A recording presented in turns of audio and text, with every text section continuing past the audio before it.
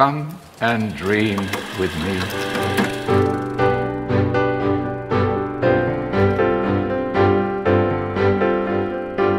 Hello and welcome to What Do You Want to Watch, the Explosion Network's premier media podcast. Every fortnight we get together to talk about movies, TV and online content and help you answer the question, will Tenet ever come out? Probably not. I'm your host, Ashley Hobley. Joining me this episode, Dylan Blight. It should come out in Australia, as I said last week. Also joining us, Ciaran Marchant. Stuff's coming out again, guys. We can watch stuff. It's great. Some stuff, I guess, more stuff. You know? It's true. This is half true. There is actually movies out this week. There's, two big movies from Universal. Well, two movies from Universal. Look, anything's a big movie at the moment. So. Big movies. Well, I guess a new Judd Apatow movie, that's a pretty big deal for most people. It's not bad. That's deal enough. It'd be bigger if it hadn't already released on digital services in America, but that's fine. Yeah, that's true. Only in America, though? It didn't release anywhere else? Yeah, they were like, oh, we'll just release it on that whole fake cinema, pay $20 thing in America, and then we'll wait to release it in Australia because it looks like they're getting their shit together and we can actually release it in cinema soon. Is Australia getting its shit together? Is it anywhere really? but Victoria. Yeah. New South Wales is becoming just as bad as Victoria, let's be honest. Yeah, but that's Victoria's fault. And then there's this Queensland place on its high horse about being so great and it's being so freaking virus infection free. It's just, ugh. Yeah. It's really difficult being up here without no coronavirus. And everybody trying to get in, like, sneaking over the borders and they're... I just need to be a footy player. They'll let footy players in. Yeah. Yeah, just... if you can help the economy, you're allowed to come quarantine. You can't? No. Drug dealers are allowed then. I mean, when you think about it, America, a lot of these film companies got it right, assuming that the rest of the world will get their stuff in order before America would. Like, yeah, well, you know, King of Staten Island. Let's put that out because we're not going to be able to show it in cinemas for a long time here. Trolls. Let's put it out on the free video on demand early because America's not going to get the shit together, and we'll show it in cinemas everywhere else when cinemas come back, which will be soon. So yeah, we got a big-ish episode this week, I guess. We'll be talking about everything in our watch history. We'll be talking about a little bit of news, and we'll be talking about the movie we ended up watching, What If? But first, other title. What was the movie called? What If in Australia, in certain other territories, is called. I'm going to get this story. I'm going to get this story out right now because it's already annoyed me. So you're like, "Hey, Dylan, we're watching this movie. It's called What If." Is what you post in Slack, right? Like it's called What If. Now I type in the Netflix What If. It doesn't come up. I'm like, well, just what says it's on there. So I type in What If again, scrolling. I'm like, fucking Just Watch fucked up, stupid fucking website. I have so much faith in this website to tell the truth. Let me down. And I go rent it off Google Play for $4.99 and I'll watch it and we'll discuss that later. You didn't try clicking the link on Just Watch? And then I'm scrolling through Netflix the other night looking for just having a bit of a browse. And you know, I'm scrolling through and it comes up, it's like romantic comedies or something as a category it's suggesting to me. And there's a movie there with a very similar poster to What If under the title The F Word. I go, that's fucking weird, eh? And I click on it, and it turns out it's the exact same movie, but with a different name. To be honest with you, I've seen the F Word. Like, I knew it as the F Word before you called it What If, because when I watched it, like I previously just randomly watched it on Foxtel. It's called the F Word on Foxtel. Yeah.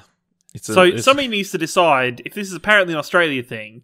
Yeah, apparently released in cinemas here as What If it released in cinemas at all, according to IMDb. So... We'll get to that. We'll discuss which is a better title. Maybe. I don't know. I want my $5 back, but that's fine. Ash can reimburse you. Hey, I gave you a link. The link was there. Yeah, but how do I click on the link and it magically opens Netflix on my TV for me to watch it? I click on the link and it doesn't go anywhere. It's on my computer. It's on my phone. It doesn't open on my TV. Well, then you would have seen, if you had to click the link, you would have seen what the movie was accidentally called. I was going to say, and then if you clicked the Netflix link in What If, in Just Watch, because you had obviously clearly gone to Just Watch, because Just Watch said that it's on Netflix. And it said Netflix. Why didn't you just click on the link just to find out where it went to? Because that's stupid. I'd never do that.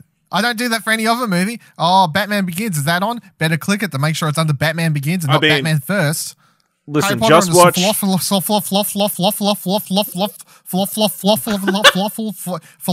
sorry? No. I search Harry Potter.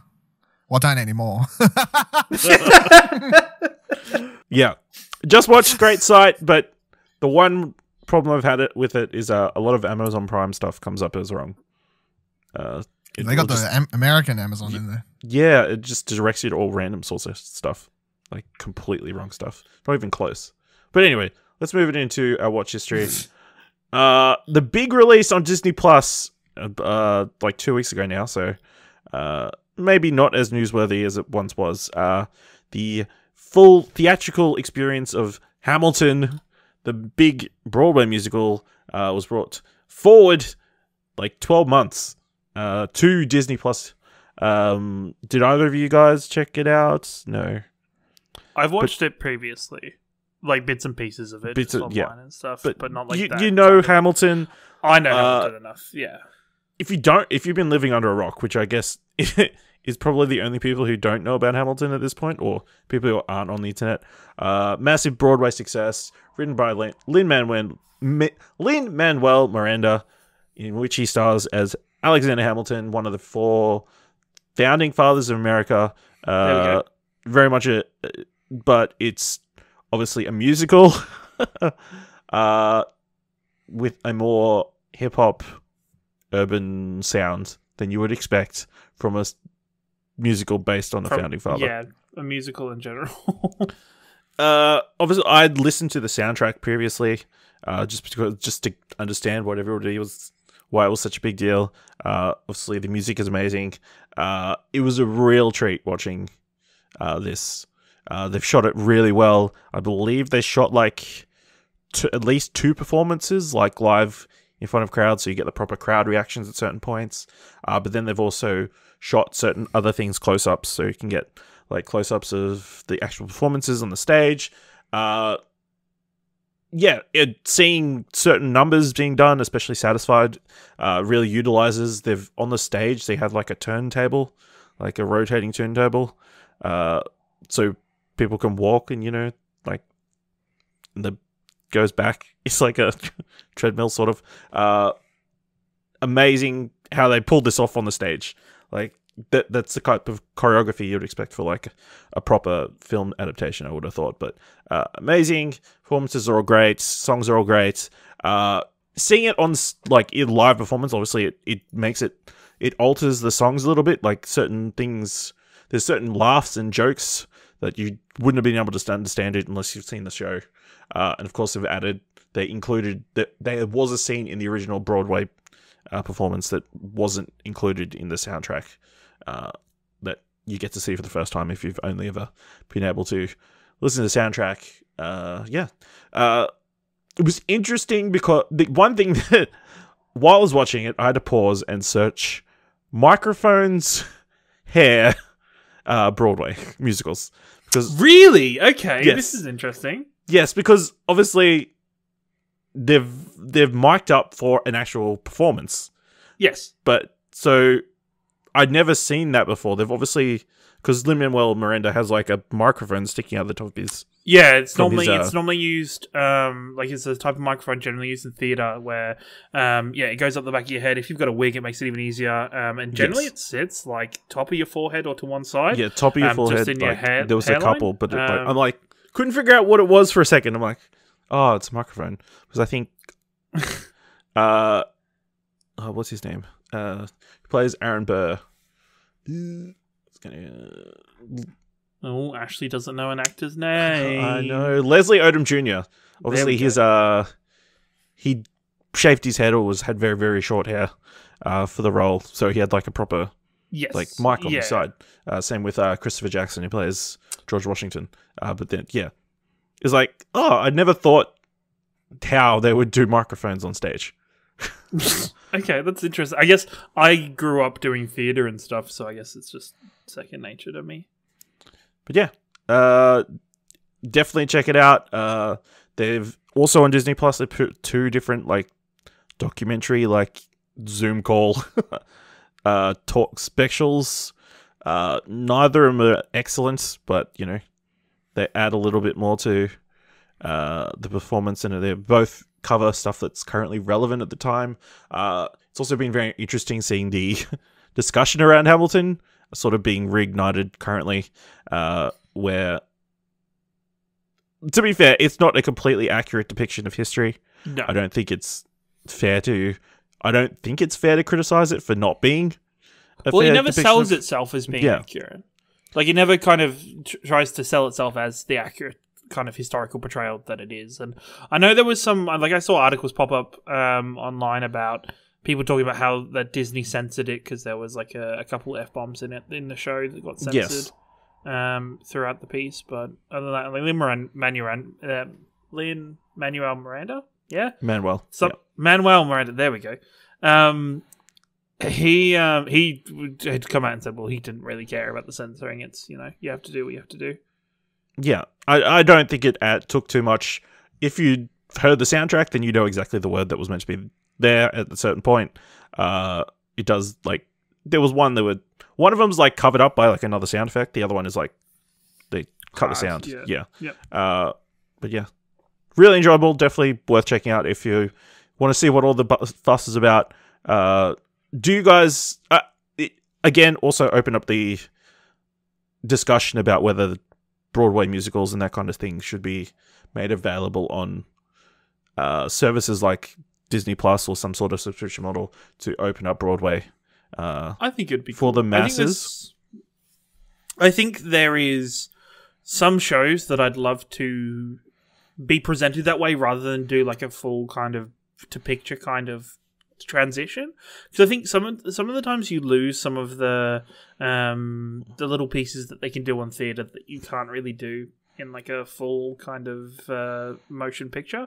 Yeah. So I'd like it. Like I'd like stuff. Yeah, definitely stuff like more stuff like that to come out and be a part of it. Yeah, Dylan. I don't think it's any different than the like music concerts or anything. Like most people's argument as to why they shouldn't be is just because it's not as good as live, or it takes away, or people may not go see it live because they watch it on Disney Plus or whatever. But I guarantee anyone who had any inclination to go watch Hamilton live and then watch Disney Plus, that they still want to go watch it live. And like, it's not going to change the thing. You watch a DVD for your favorite band. If you've never seen them live, you watch the DVD and you go, "Oh, this is cool! I can't wait to see this myself." And I feel like the same thing is. And even with it, it's especially for stuff that's from like the West End or Broadway, is the fact that, especially from here in Australia and Australian viewers, to be interested in a show, it'd be lovely to see. Like, I'd love my first experience of Hamilton, even though it's coming to Sydney, to be with the original cast. Yeah. And to experience it that way, and then once it comes here, be like, cool, I'm going to go see it live now. And go from there. My one friend, I was about to ask. Sam. He's been obsessed with Hamilton for years at this point. Pretty much, you know how if you open Spotify and you can see what your friends are listening to? It's always all Hamilton? he does is Hamilton. I'm not even exaggerating. Every single day for years, it is Hamilton, Hamilton, Hamilton. He listens to this shit on repeat. He messages me the other day and goes, "Have you watched Hamilton yet?" I'm like, "No, I haven't had the time." And he goes, "Oh, I'm on to my fourth watch at the moment. I can't wait to go watch it in Sydney." And all it's done, that's what I'm saying, like all it's done, even though he was into his fourth watch, is go, "I can't wait to go watch it more now." Like, it hasn't made him go, "Oh, I'm good. I don't want to do that." You know, he's like, "This is great," but just to sound like even without, even with watching it in as a live performance and that has been kind of sound and audio mixed really well, there's still nothing compared to watching one of these shows in like a really good theater with great acoustics. Like, it sounds really specific, but I think it's just a whole different experience, and to be in the room and watch the show in person is completely different to just sitting at home and watching the streamed version of it. Yeah, I will say the mix is slightly different to the car soundtrack. Like, the Schuyler Sisters song is obviously everybody's sort of singing at the same level, So it's not quite mixed perfectly where Angelica sounds a bit louder than everybody else at towards the end when they're all singing in different lines and that kind of stuff. But yeah. The other thing I've heard recommended is you watch it with the subtitles on, because obviously the Hamilton is a very fast musical. I think someone said it's got the most words per minute for a musical. So if you want to, some people apparently have had difficulty keeping track of certain things. So if you want to watch it with subtitles, now you can. Now you can hear every single word that Lafayette delivers in the chips. Like, for that, this is my personal view would be maybe on like a subsequent viewing when I want to like, when I've already got the first, but I wouldn't want to spend my first viewing of it reading. Like, I'd want to be watching and taking in and picking up little things that are going on the stage and that kind of thing. I wouldn't want to spend there being like, oh, he said articulate. Excellent. Yeah, good points. Dylan, you've watched a new release on Stan, Relic. What is Relic? And that's it. I was like, what is the follow-up question to? Yeah. So Relic is a Australian horror movie that just dropped on Stan. It went to some film festival, but I can't remember which one now.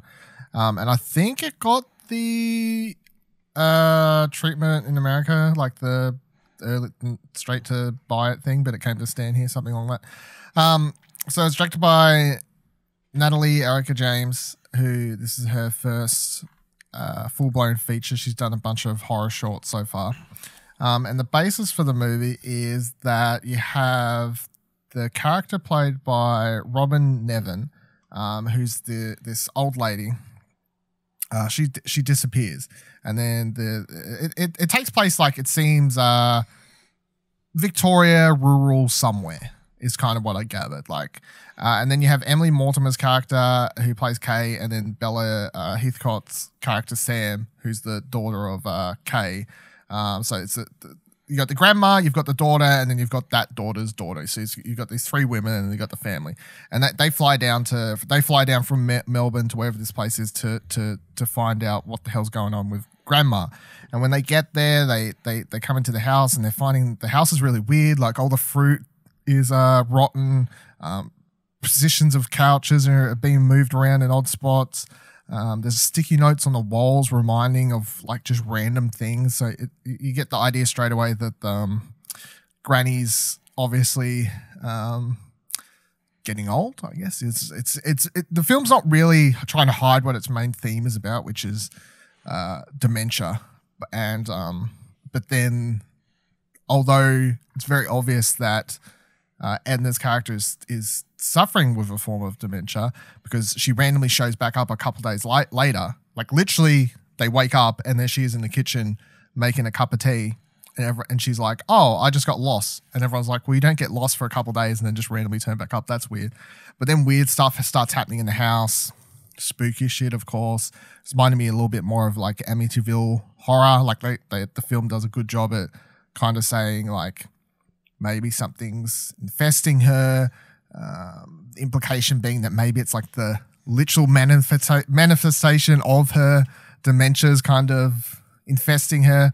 So that's where the general vibe for the movie goes. It's a very slow burn, though. Like, the first 20 minutes, half an hour, it's just a lot of tension building stuff before anything really starts to kick off. So if you prefer your horror movies to have lots of jump scare every 5 minutes this probably isn't this.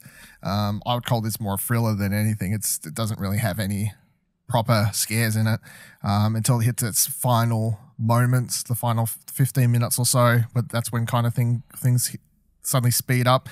And they didn't fully work for me. Like, it was fine. I feel like it kind of falters because it suddenly starts to go more in a proper horror route. And I'm like, yeah, okay, I get what we're trying to do here. It's not particularly working for me. I do think the last shot of the movie is quite haunting because it's rather, when you boil down what the final shot of the movie actually means for what's happening to these characters and what's going to happen to them, it's just kind of the evilness of life, I guess, is the best way to describe it. I think I gave it a 7. I think yes, I put up a review for it Yeah, on ExplosionNetwork.com. So it was pretty good. It was pretty good, especially for a directorial debut. So I'm looking forward to seeing more what James has to do in the future. And it's also quite interesting to see that Australia over the last 5 years or whatever it's been has just been a lot more female horror directors coming out of here. Even though James is a Japanese Australian, sorry.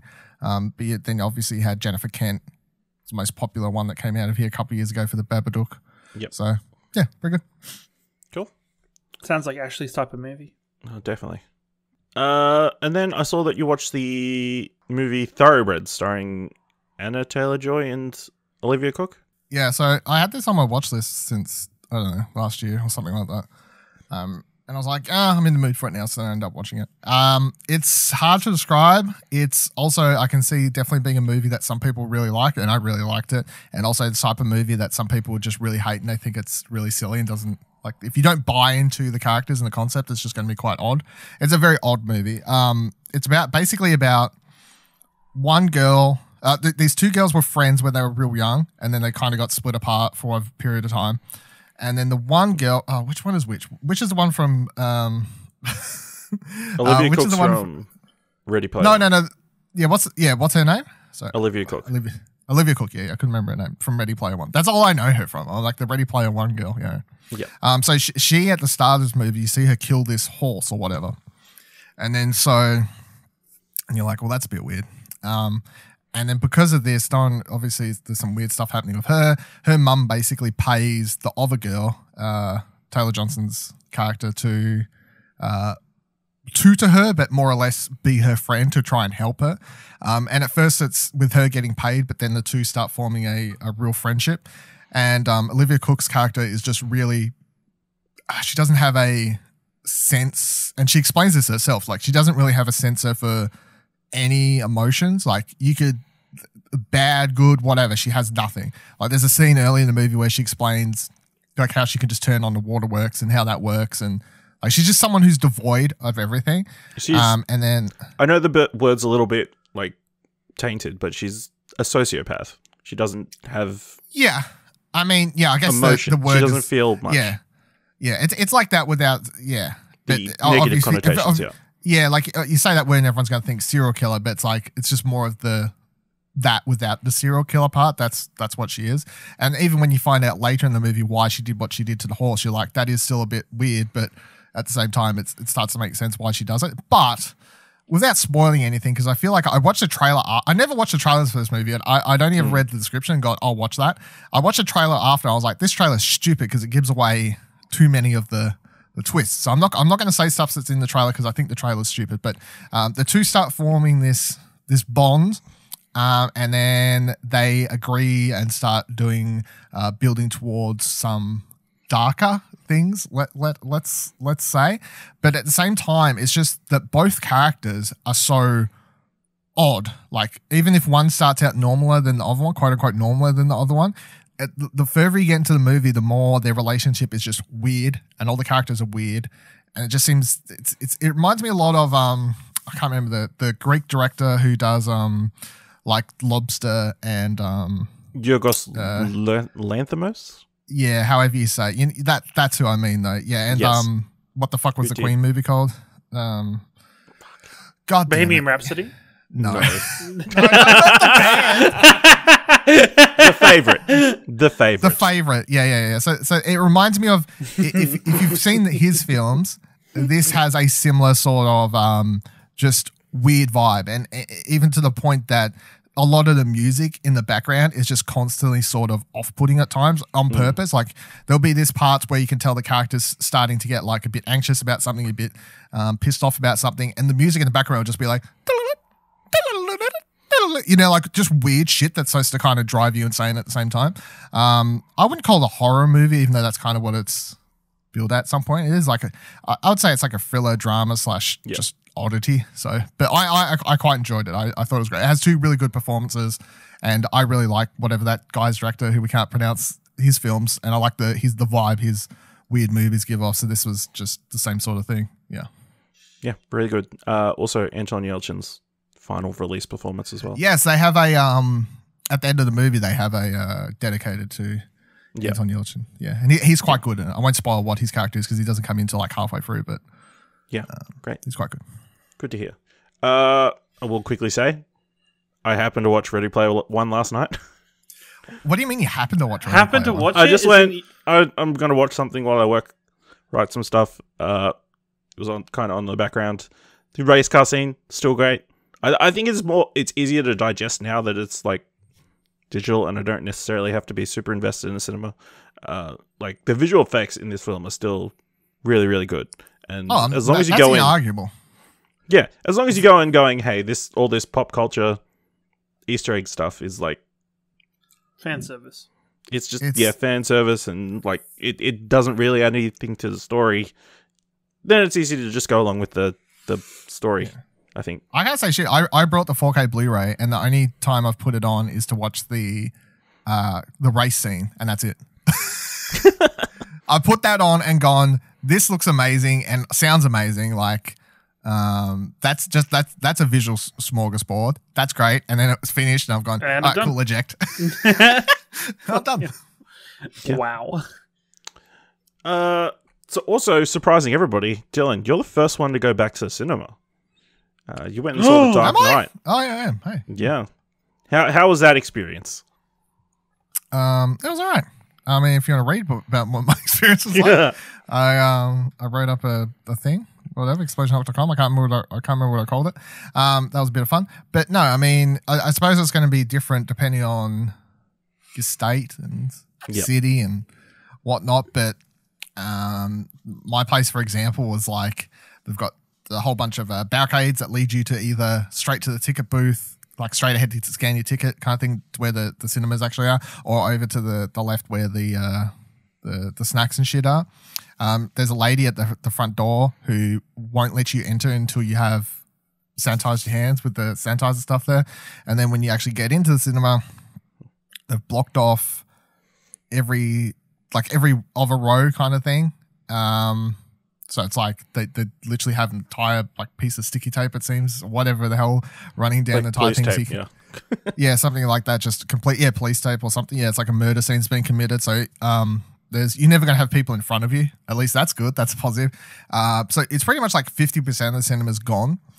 There's no restrictions on how many people can sit in each row, and that I suppose would maybe differ per state at different times, depending on how different states get. Depends on the company, It depends, and all that sort of stuff. That seems kind of weird in terms of like social distancing. Well, currently there's no, at least for us, there's no more like social distancing rules here are kind of just at the moment, whatever. Like bars or whatever aren't supposed to have X amount of people, but you could still be out with 10 of your mates at a park playing football kind of thing. So like the rows of like 8 people, so they're within the fair enough. The things they encourage you. They have a sign saying they encourage you to social distance still, but they're not enforcing it because it's not actually.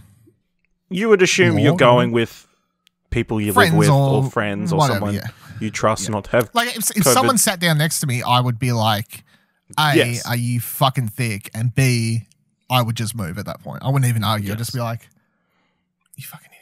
I would move, you know. Yeah. But if someone sat down next to me, you would have to wonder how dumb they are. Like especially if they had the whole of us in it. Look, but I'm not surprised from this whole pandemic.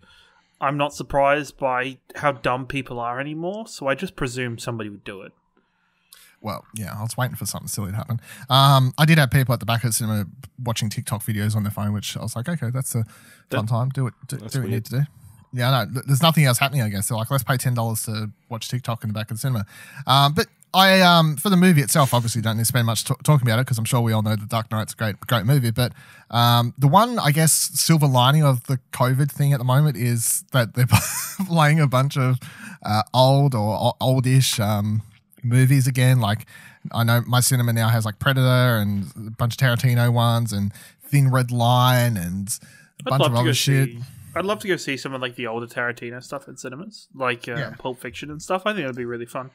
Yeah, I'm hoping they start showing more older stuff, like stuff from pre when I was going to cinema, because as cool as it was to see Dark Knight, I'm like, it's so funny when I go to scan my ticket, the guy's like, I take it you've seen this before. I'm like, I saw it in this cinema at midnight release, like, like over 10 years ago. So yes, I have seen it before, but that's the kind of movie where even though I own several copies of it on Blu-ray, DVD, and 4K, I've brought it like a billion times.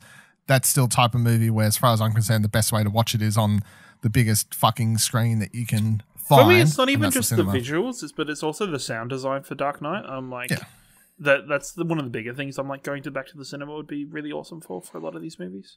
And the other thing about Nolan movies, I'll say, that they work best in the cinema is because if you watch them at home, because all of his movies, like half of them are filmed in IMAX and half are filmed with normal cinema cameras. If you watch at home, you'll notice, or if you don't notice this, I'm so happy for you, but it does my head in. Not to the point that it makes them unwatchable, but just I'd notice it. So like the IMAX screens, the IMAX film stuff, for instance, will take up the entirety of your TV. And then when it cuts back to normal film stuff, it goes to, of course, 16:9 letterbox where you've got black bars. But then it's constantly shaping up and down. And there's some scenes, for example, like Dark Knight Rises was the last one I watched on 4K at home, where the opening scene, it's like some of these big shots of the planes and stuff. They're on IMAX cameras. It cuts to a couple close-ups of people. They're just shot on normal cameras, cuts to more IMAX stuff. And it's constantly going up, down, up, down. And the reason it stands out is because I'm watching it on my TV and like I can see the border of where the TV ends, and it's easy to notice this. You're watching Dark Knight on the cinema screen, and because you can't see the outline of where the screen ends, you don't notice when it's shifting up and down ever when these things happen. So that also helps, I think. Cool. All right. Yeah, you can take a break now, Dylan. You can put your microphone away. You can take a stiff drink. Because now, Ciaran, we're going to be talking about some anime. Yes! Anime! Woo! So Ciaran, I've been watching stuff. You've been watching some stuff. You've watched God of High School.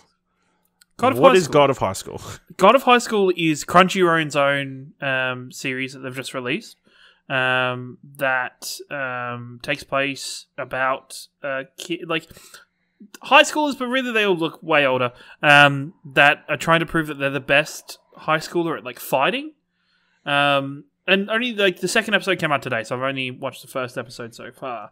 But the art style is a bit different. Like I really like the art style.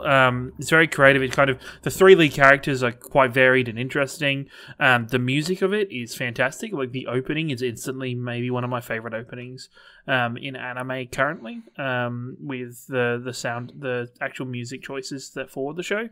There's already a lot of intrigue about the main character. It is.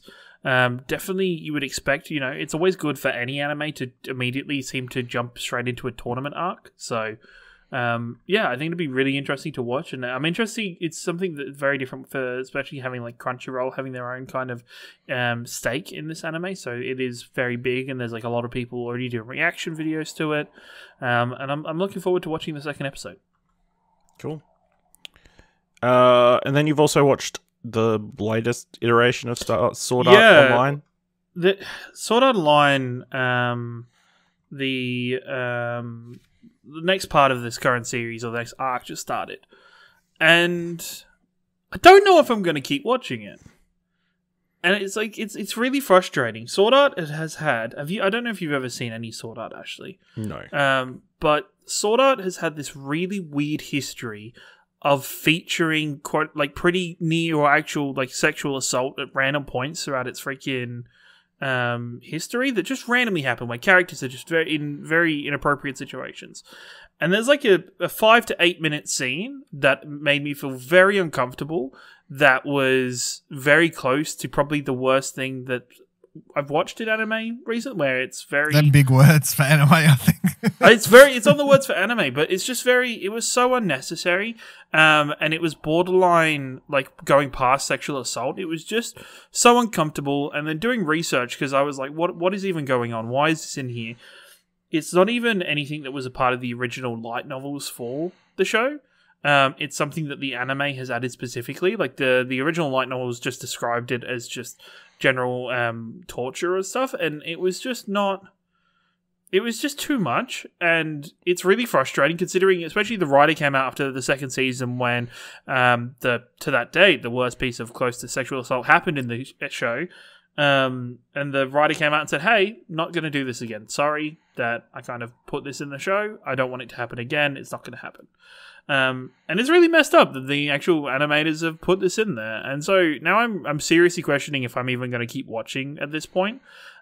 Which, you know, overall is a shame because I was enjoying the current arc and it was getting to like the build up kind of moments and everything they've been building up for, but it just fucking sucks. Like I really hate that, especially it's part of the anime that I really dislike is like stuff like this is almost normalized or okay within it, and it's like what the hell?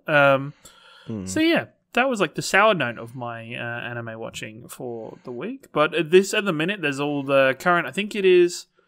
Is it summer season technically at the moment? It's our summer. Its period is now. Who knows? Because obviously, COVID delayed everything.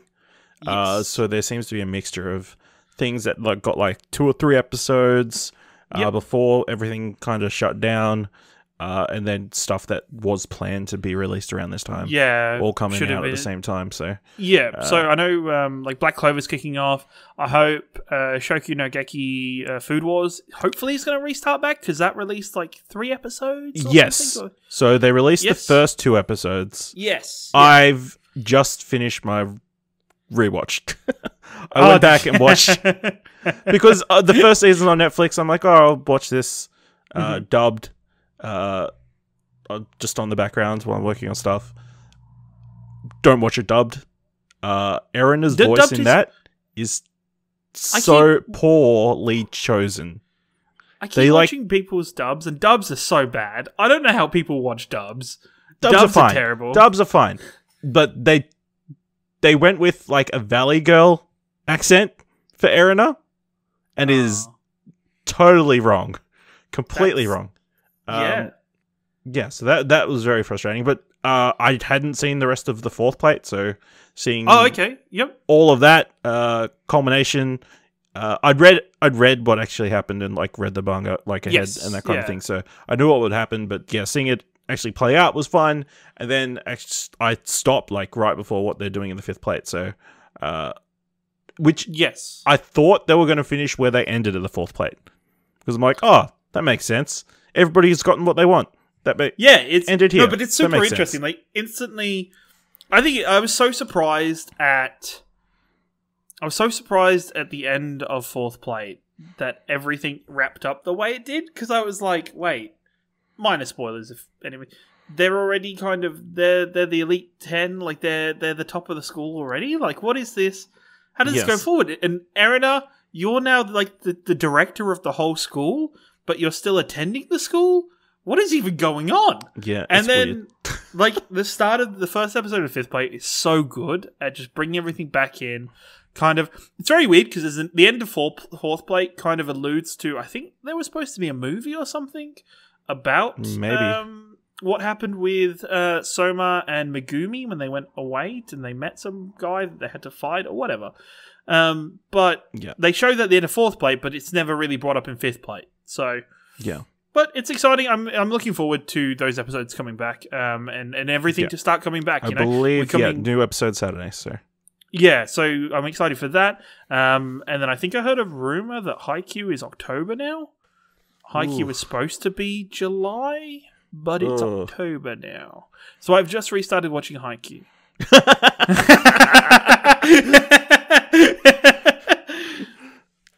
Also, I finished Attack on Titan like last week, and God, it's as good. Which is also starting very soon. Binge the shit out of that if you can. It's so good. It's so amazing. I can't get past the first episode. It's so why can't you get past? No, I don't know. The talk about we're sheep and. Okay, Dylan's back with us, everyone. Yeah, no, Attack on Titan. The Attack on Titan, their intros are hype. Their intros are so hype. Which is important to me as an anime watcher because I need to like keep building my soundtracks on my playlists. But the writing goes insane from like season 2 onwards, where it's like this is really interesting. So yeah. I will say other thing. Crunchyroll needs to up their game. They need to make intros and credits skippable. Nah, I'm good, thanks. No, because oh my god, look at that! You got the Blu-ray of it? Have you watched it? Dylan's just showed that's the first two. First two seasons. Dylan's just showed that he's got the Blu-ray the first two seasons. Have you watched the first two? I haven't finished the second one yet. You should, and then watch the third, and then watch the fourth with me. My problem was that they took so long. They took a halfway break through season 2, and by the time it came back, I was like, it was like years. What the fuck happened? It was years, but I strongly recommend. Definitely, like, it's not. Oh, I will. That's why it's sitting only that far away. It's just like a matter of everything else. Because season 4 is the last season, so it's so wait till just before the last episode comes out. I mean, I got. You forget I'm anime OG over here, right? I know you are, and it excites me when you actually have anime to watch. What's her name? What's their daughter in Sword Art Online? Yuri, Yui. Yeah, remember when she like died in season 1? Man, I cried like a baby. She died. She died, and then they're like, "Hey, quote unquote died because she's an AI fucking character," but that's fine. She's an AI, so it's okay. I've got her backed up to this USB stick. Everyone, haha. Yeah, no, it's good. Yep. Sword Art's weird though. Fucking Sword Art. I've watched 3 seasons. Yeah. The new stuff was good until the last episode. You haven't sold me. It was very good, but don't watch the last episode. No, you haven't sold me. I'm glad. Okay. So I also watched the new anime that came to Netflix from Studio Trigger, BNA, or Brand New Animals. It's set in a world where there's another form of human called beastmen who are able to change into animal forms. But, you know, like human history has proven, they're treated poorly because they're different. They're werewolves? There are man wolves. Wolves. Okay. Yeah, they're what's the correct term? Humanoid. Is there a correct term? Okay. By the way, just before I continue, does Studio Trigger just have a deal with Netflix? Yes, pretty much. I think so. I would. Yeah, maybe. I think well, Studio now they Trigger, do. Yeah, they do now. I think but Studio Trigger's just become one of Netflix favorites. So Netflix is like, we'll just. I wasn't aware if they had a deal prior to this, but I've never put together but their last couple of things have all come to, and especially with the Cyberpunk announcement. Yeah, I mean, after the Cyberpunk thing, it's pretty like... Yeah, it's like, oh, okay, you guys are Trigger's sticking to Netflix for a long period of time, so cool, whatever. But yeah, follows a young girl called Michiru, who was a normal human, but then wakes up one day and is a Tanuki beastman. Oh, not a Tanuki. And so she ends up running away from home and going to the only beastman-only city in... I assume it's never specified exactly where it is, but I have to assume it's Japan for context because there's Japanese everywhere. She ends up there and meets like a wolf guy who's like kind of like the protector of the city. He's like a detective kind of guy who solves different problems for the mayor. There's all sorts of plots going on behind the scenes. There's a scientist dude who's doing all sorts of things and. Political issues behind the scenes and that kind of thing, but there's a bunch of like super fun stuff. There's an episode where she's just playing baseball with a bunch of like bears, who are the most amusing part of the series. It's a lot of fun, really beautifully animated, obviously in that Studio Trigger style that you would have seen if you've seen Premiere or a lot of other stuff they've worked on. Yeah, really enjoyable, and I think. Not to plug our other show a lot, but I think it helped that I'd watched the Studio Ghibli film Pompoko. Because so you already had some kind of connection to... no, because now I knew the legends of Tanukis and their shape-shifting abilities. Because that becomes a prominent thing in the Japanese series. folklore. Japanese folklore. So yes, Studio Ghibli's Animated Wonders on all good podcast feeds. But yes, BNA, 12 episodes, they're like 20 minutes each. Super easy to just go through, as I've proven. I think I got them through a couple of days. Yeah, cool. So yeah, speaking of Netflix, let's move on to the mandatory Netflix segment of the show. Oh man, and we've got a stacked list of Netflix content this episode. What a card we have for you, everyone. Are you hyped for Fighter? Speaking of Fighter Fest, we're on. No. Check out Radio Watson. Dylan, you finished watching Dark season 3. Yeah. Obviously, you've raved about Dark before. Did season 3 stick the landing? Yes. Now I'm going to say I feel like I can't really. I'm just going to repeat stuff I've already said because how do I discuss the third season of a very confusing show without spoiling it? I can't. But did they stick the landing? Yes. Here's my spoiler-free review, I guess, for season 3. You watch season 1 of Dark, and looking back on retrospect, I go, damn, season 1 is so not as complicated as this show ends up getting by the time we get to the third season. Because I'll spoil the main thing, which I don't think I spoiled last time I talked about, because I was trying to be super like coy, because you don't realize this until like halfway through the first season. But the entirety of Dark is about time travel. But the show starts originally as kid goes missing in small town type plot. Like, kid's missing, who's the murderer, what the fuck's going on, and then it turns out they discover this cave where if you travel through it, you can travel through time. And what ends up happening is that kid has gone through that cave and ended up in a completely different time period. There's you set up and spoiler for like the first episode of Dark. And then kind of what happens then. But when you put time travel in anything, it quickly gets quite fucking confusing, especially with what they end up doing with this show. And I got to be honest, about halfway through season 3, I was like, I don't know, like I feel like this is just getting way more complicated than it needs to be. They're not gonna. This is all just going to be silly by the time we get to the finish line here. But no, by miracle, or not, because the show is just written very, very well. By the time they get to that last episode and they start actually bringing everything together, not only was I like, I have no more questions, I'm not like left thinking this is stupid. I was like, the way this all makes sense is great. The way they leave all the characters is great. I was left with no questions, really. I mean, I'm sure if I really sat down and thought about it, I might be like, oh, why was that person there, or this, or like, does that really make sense? But I feel like for most of the things, like where it gets confusing with time travel, where you're like, well, how is this a thing and this a thing? They done a good job to actually explain how. And some of it you have to kind of be like, well, time travel. You know, like you have to be a little bit like that. They didn't fully like explain. They didn't go the full route to fully explain every single thing that happens. But that was it was a great finish, and it was a somewhat emotional finish for a show that is so confusing. Get quite attached to the characters by the end of it, and the journey they've had to go through to get where they are. And I think that the biggest thing I can say about the show is I would say it's one of the best sci-fi shows of the last 10 years for sure. It's one of Netflix's best TV shows, in my opinion, full stop. More people would watch it if it wasn't in German. That's the major turnoff, I guess, for most people. But like, this would be one of Netflix's biggest shows if it was American. But at the same time, it wouldn't be as good because they would fuck it up somewhere along the line, I'm sure. Yeah, they probably would have ruined it. But yeah, so I guess that's a major turnoff for some people, but don't let that be a turnoff.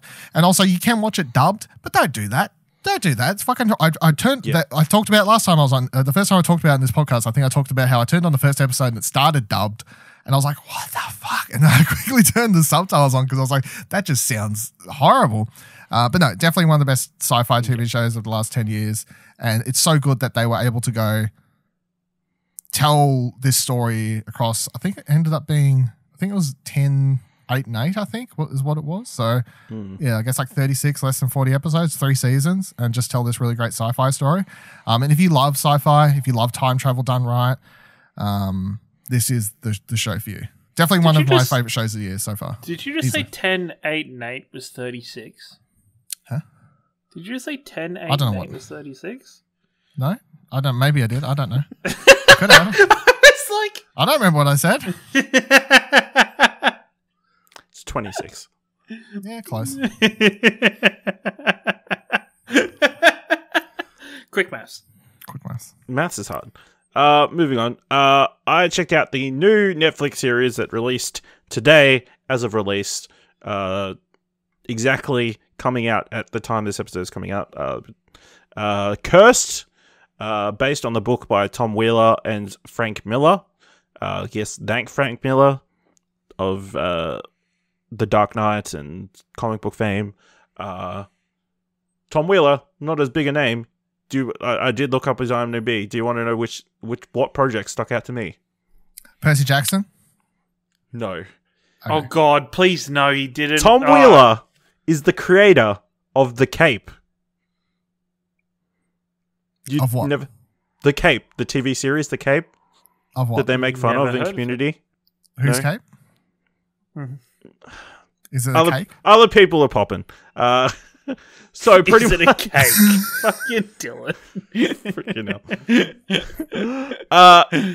So the series follows a young woman named Nimue, played by Catherine Langford, who you would know from 13 Reasons Why, or probably more from Knives Out recently.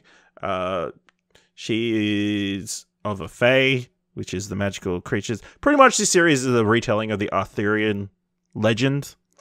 She's tasked with taking the Sword of Power to Merlin, and happens across in adventures Arthur.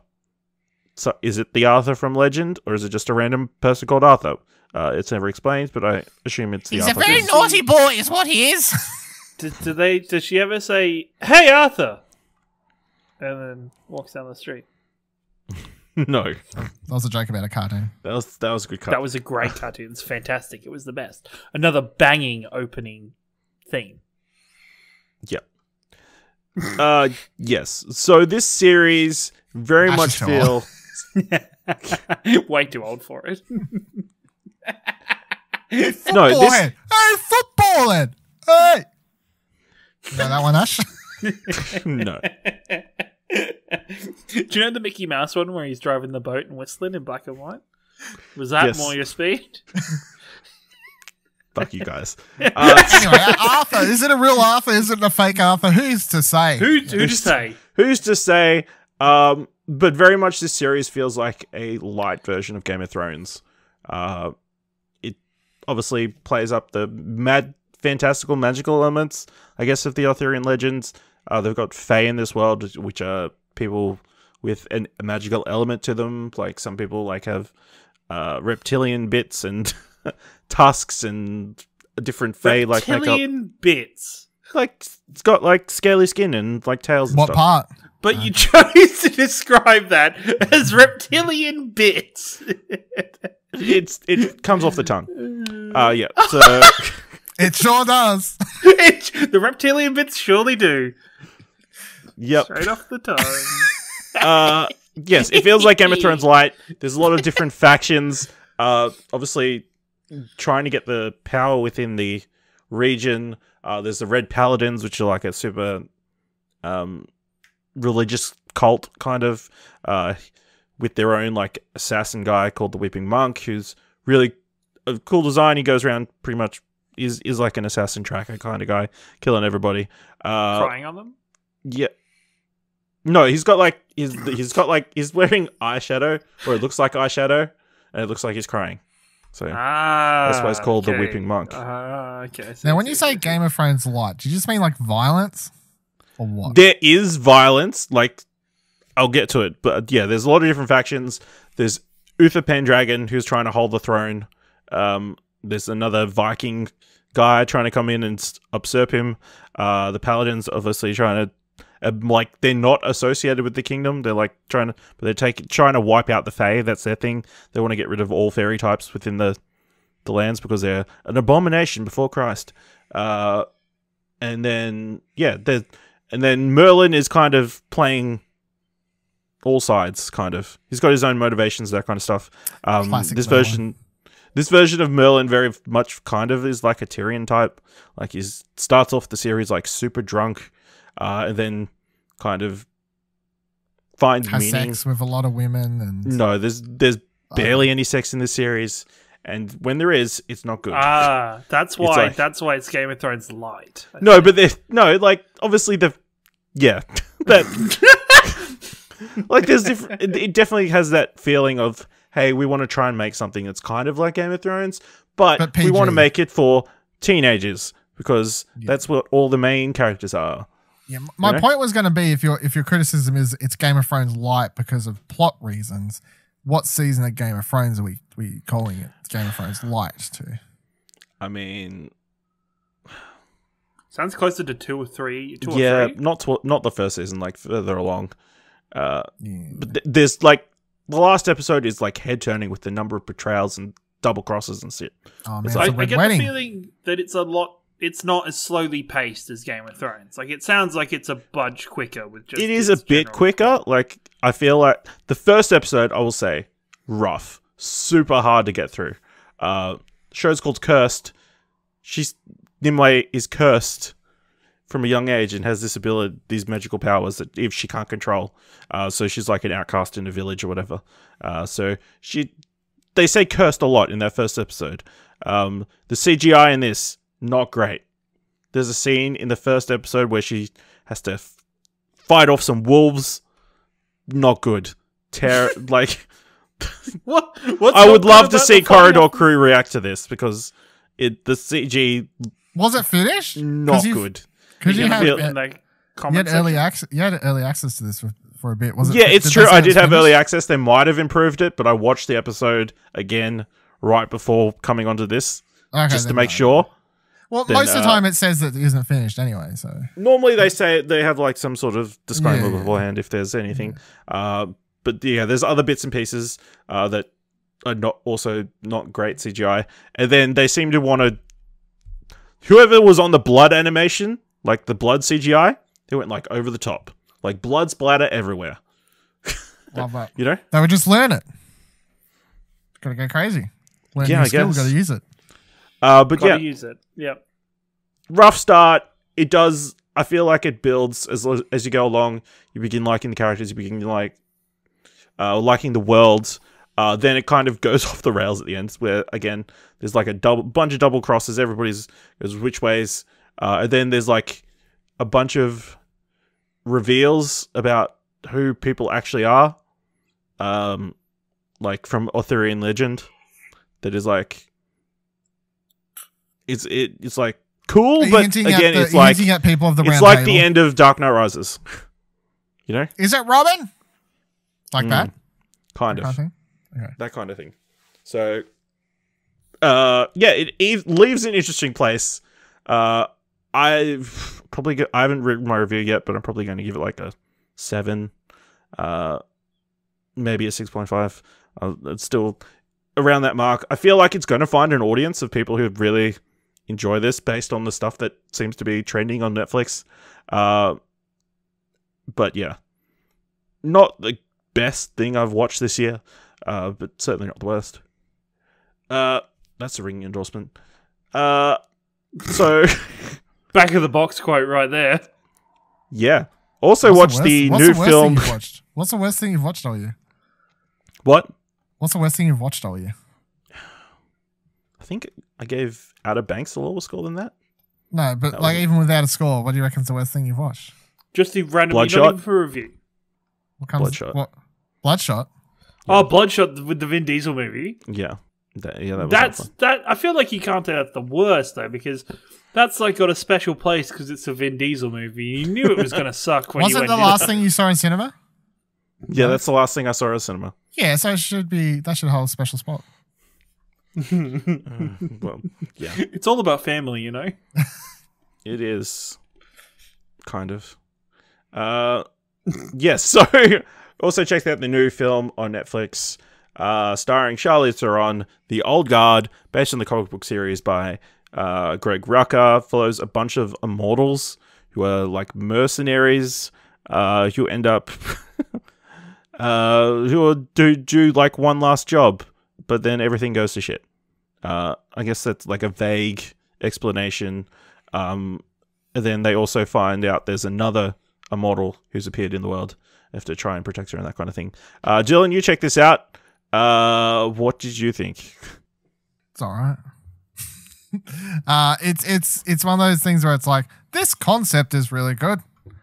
The rest is okay, I guess, kind of thing. Like I'm all about the concept, and I just feel like, and I don't know if it's just the movie, or I don't know if the comic book flounders with its own concept as well. But I'm like, I start watching a movie, I'm kind of all in for the first half hour or so. I'd say I'm like, yeah, we're getting fucking this.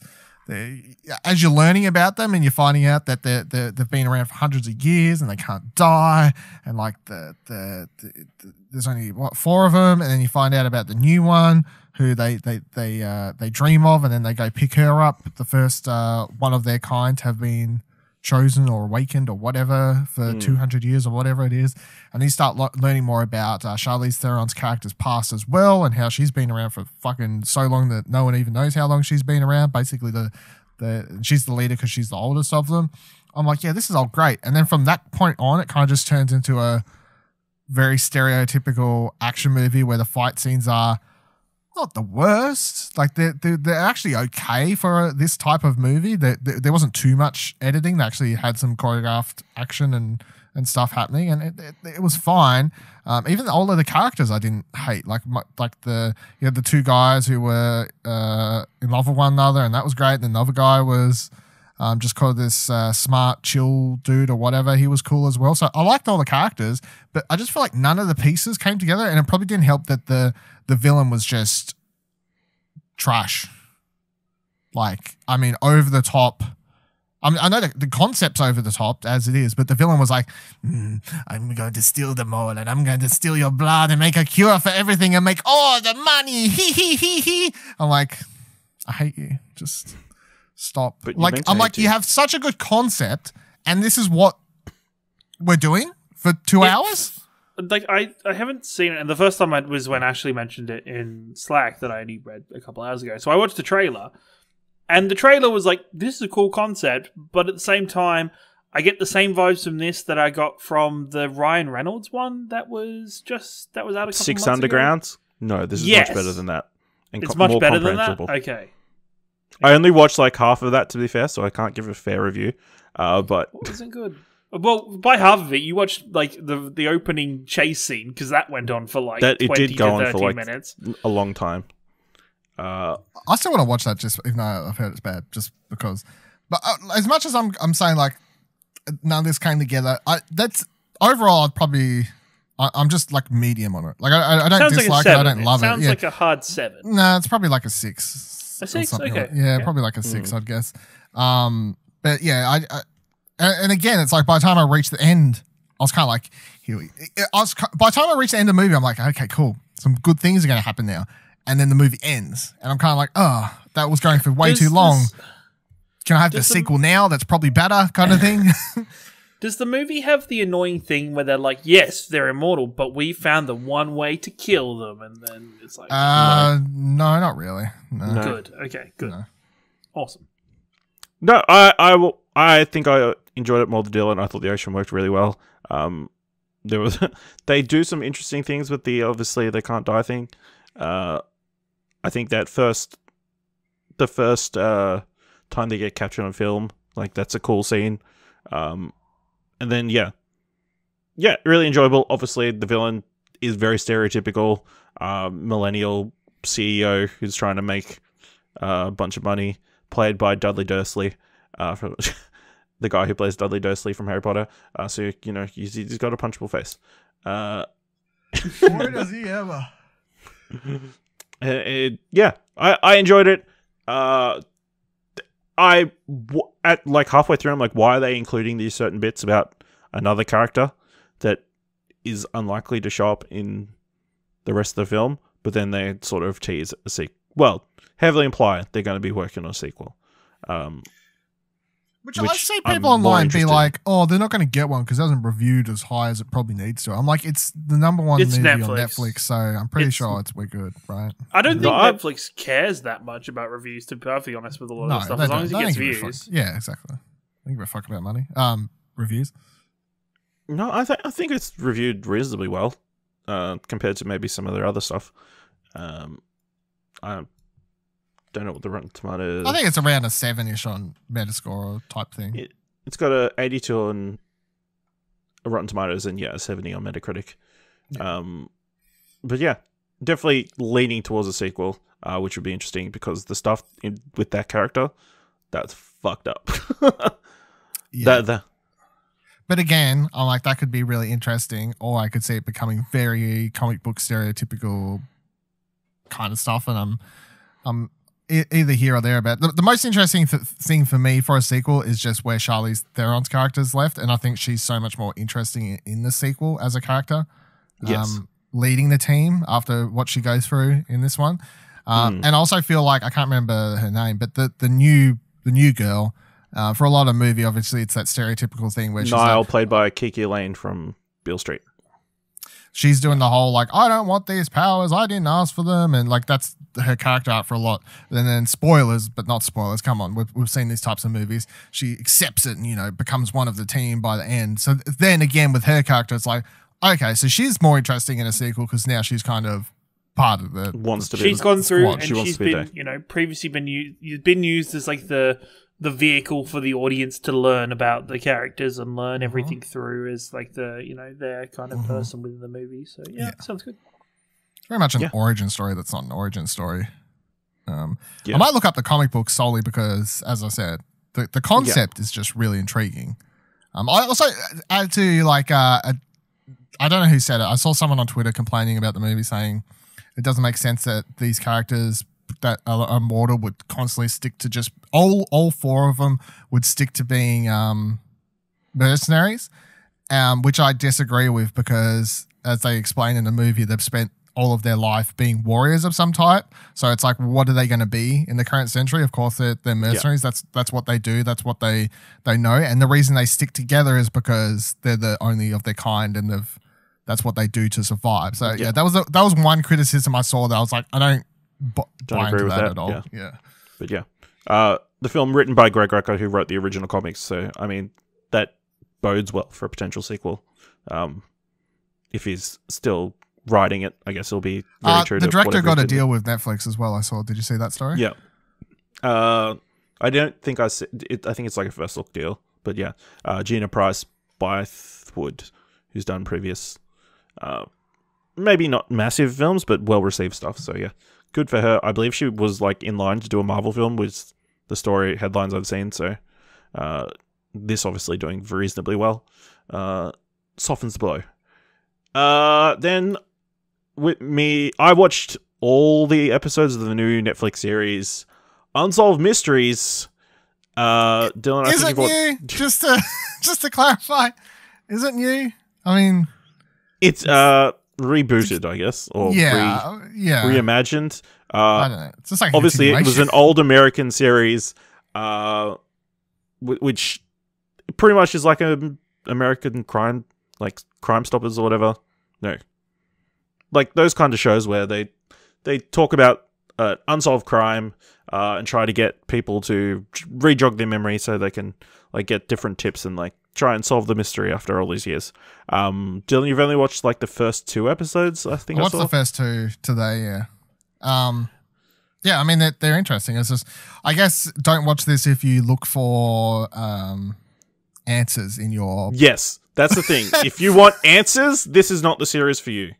No, because that's the thing about the show. They're all unsolved crimes where every episode ends with, hey, if you know anything about this, please contact us at Crime Stoppers at blah, blah, whatever, unsolved.com or whatever the website is. Like, that's how every episode ends. So it is an hour of learning all the details. Like, in the first episode, it's about this guy who ran out of his house suddenly, disappeared for like a week, and then they found his dead body inside of this like hotel room or whatever, but they couldn't figure out how he got there because he would have had to like pretty much jump off the top of the hotel building next to it, but to make the gap to jump there seemed impossible, they said. So it literally seems like he's dropped from the middle of the sky and just ended up there. And then they found his items next to him and they weren't broken, so it was like someone dropped him from an airplane, I guess, but they then planted his items next to him after. Like, it's really, really weird.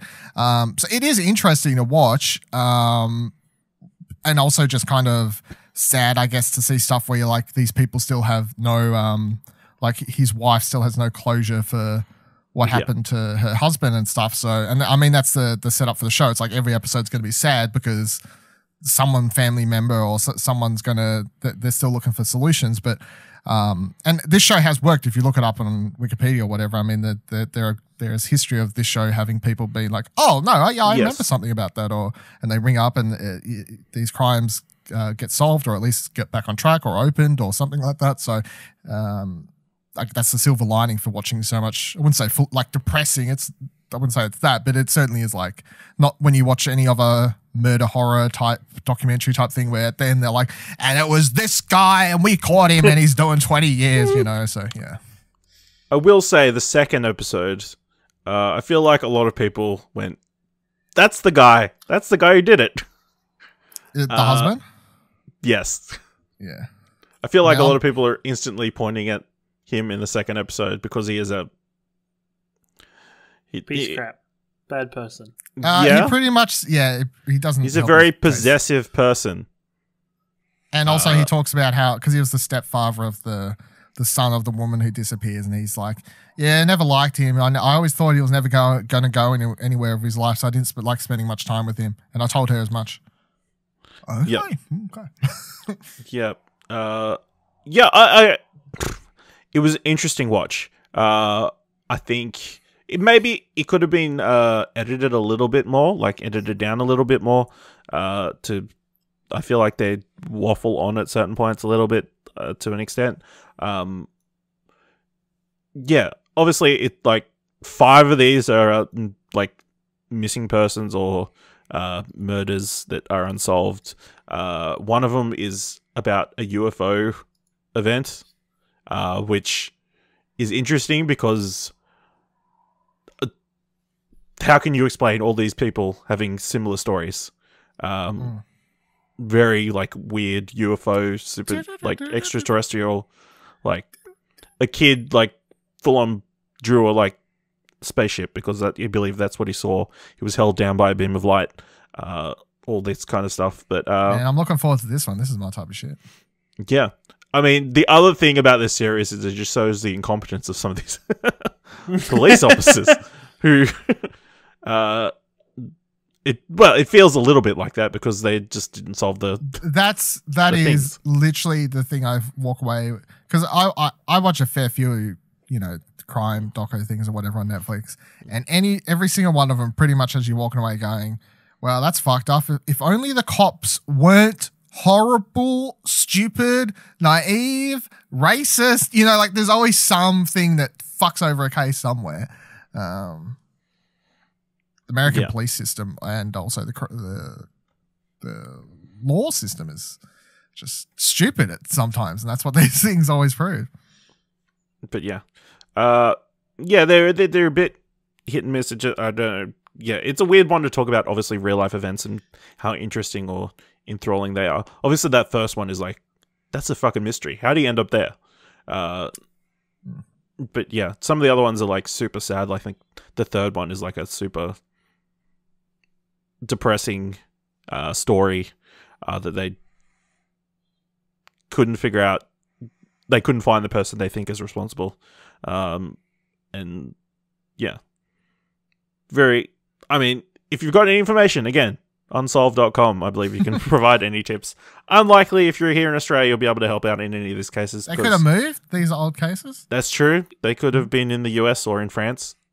But there's a chance. Or maybe you're listing in the US or France. That's true. In which case, watch Bonjour. Unsolved Mysteries. Bonjour. Or in, I guess, potentially anywhere in Europe would also be helpful for one of the cases. Tag. Terrible. Dylan, you watched the documentary Disclosure. What was that one about? Oh, this was great. I was like, what the fuck are you talking about? For a hot second, I was like, what are you talking about? Because it was one of those ones where it's like really like a week and a half ago.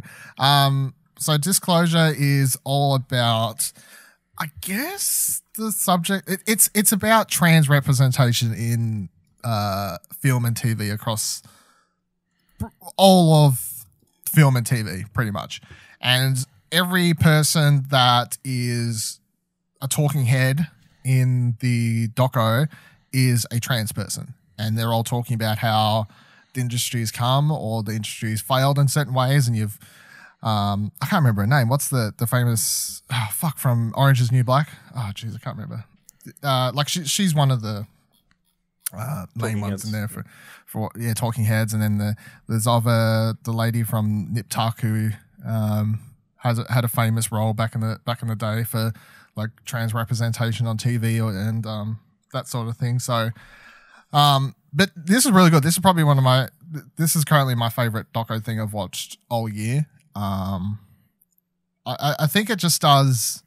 It really is good to watch something where it is simply you can't really argue with what anyone's saying because it is just all trans people explaining why something is bad or good, or in certain cases there's even some examples which I like to see just to show there's a bit of a grey amongst everything, where certain people will be like, hey, this thing is actually kind of bad representation, but I still like the movie. You know, like there is some like grey people have where they're like, look, it came out like 2000 and, you know, it is like a comedy. I can't remember what the movie is, but there's examples like this. But I feel like if you don't need to watch it as a learning experience, but I do feel like if you could watch it, and it would certainly be eye-opening if you're not aware as to what certain key examples throughout current or even old media about certain representation and why they're bad or why certain things are good or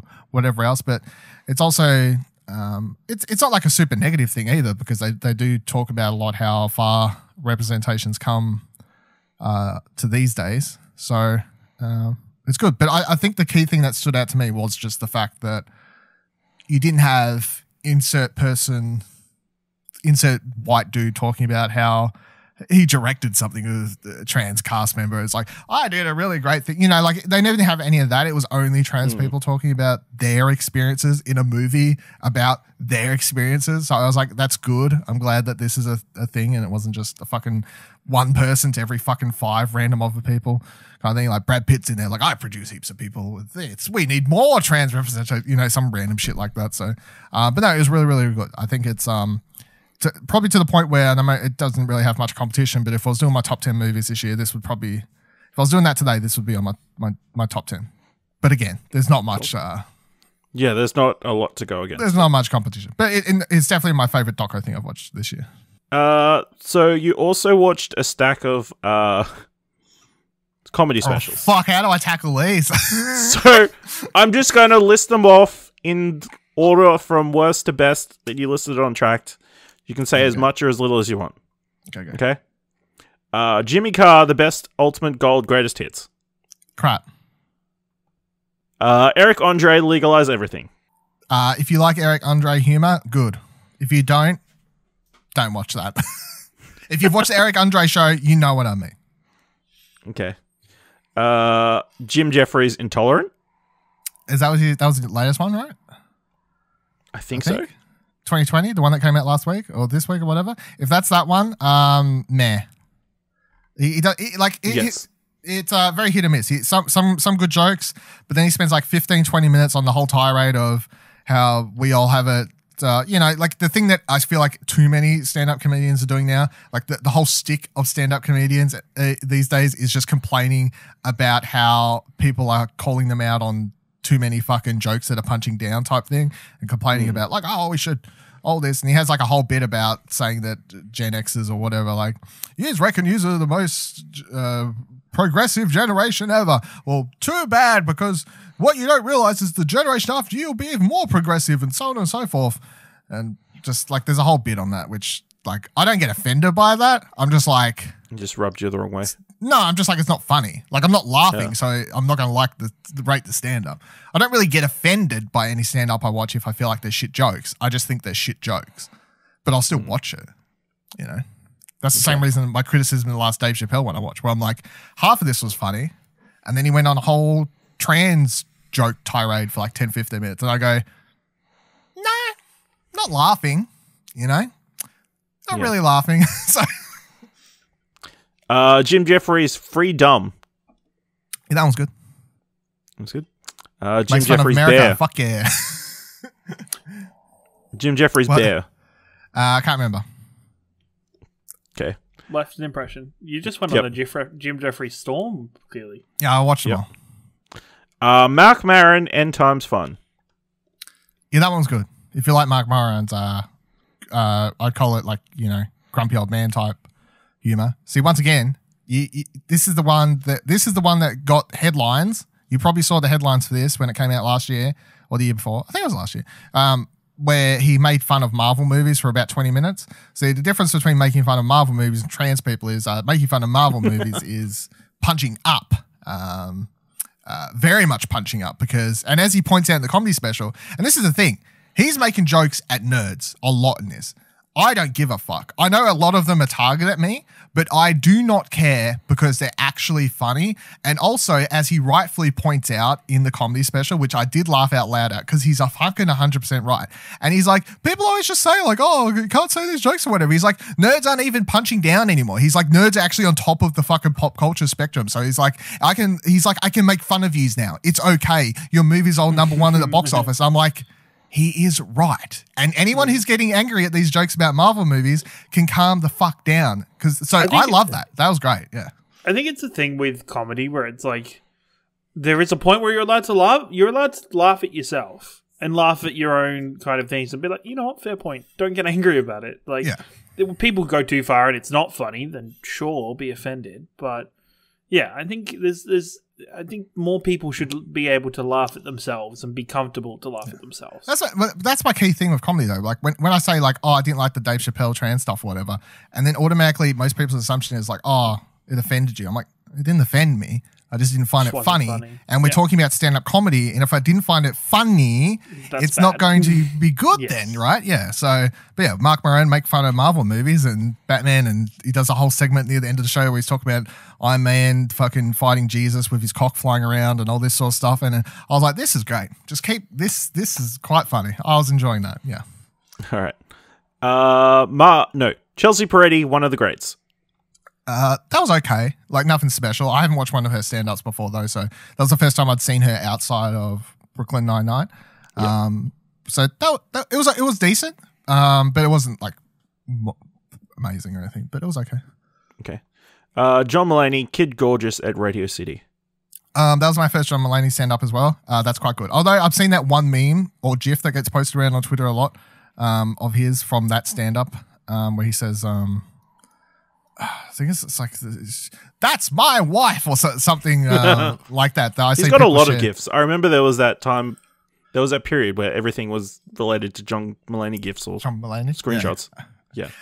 There's definitely something about his candor paired with his, obviously, he has that voice, which, because he, in case anyone doesn't know who he is, he voiced Spider-Ham in Into the Spider-Verse, and that's just his voice. I mean, that's kind of just what he sounds like. So pair that with just the way he delivers jokes, and yeah, it was quite funny. He tells some interesting stories about growing up and whatever else, just random tangents, and it was a bit of storytelling. That was good.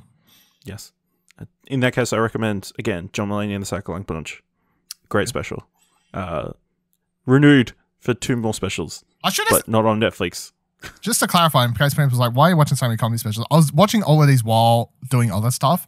In fact, I was watching a lot of them while just playing fucking Death Stranding because I had the audio at 50, and I could have the comedy specials on my second monitor, and I don't actually need to stare at the screen the entire time. No, so it's like listening to a podcast. Pretty much, yeah. And if anything amazing was happening, I'd just pause, stop playing for a sec. Back in the day.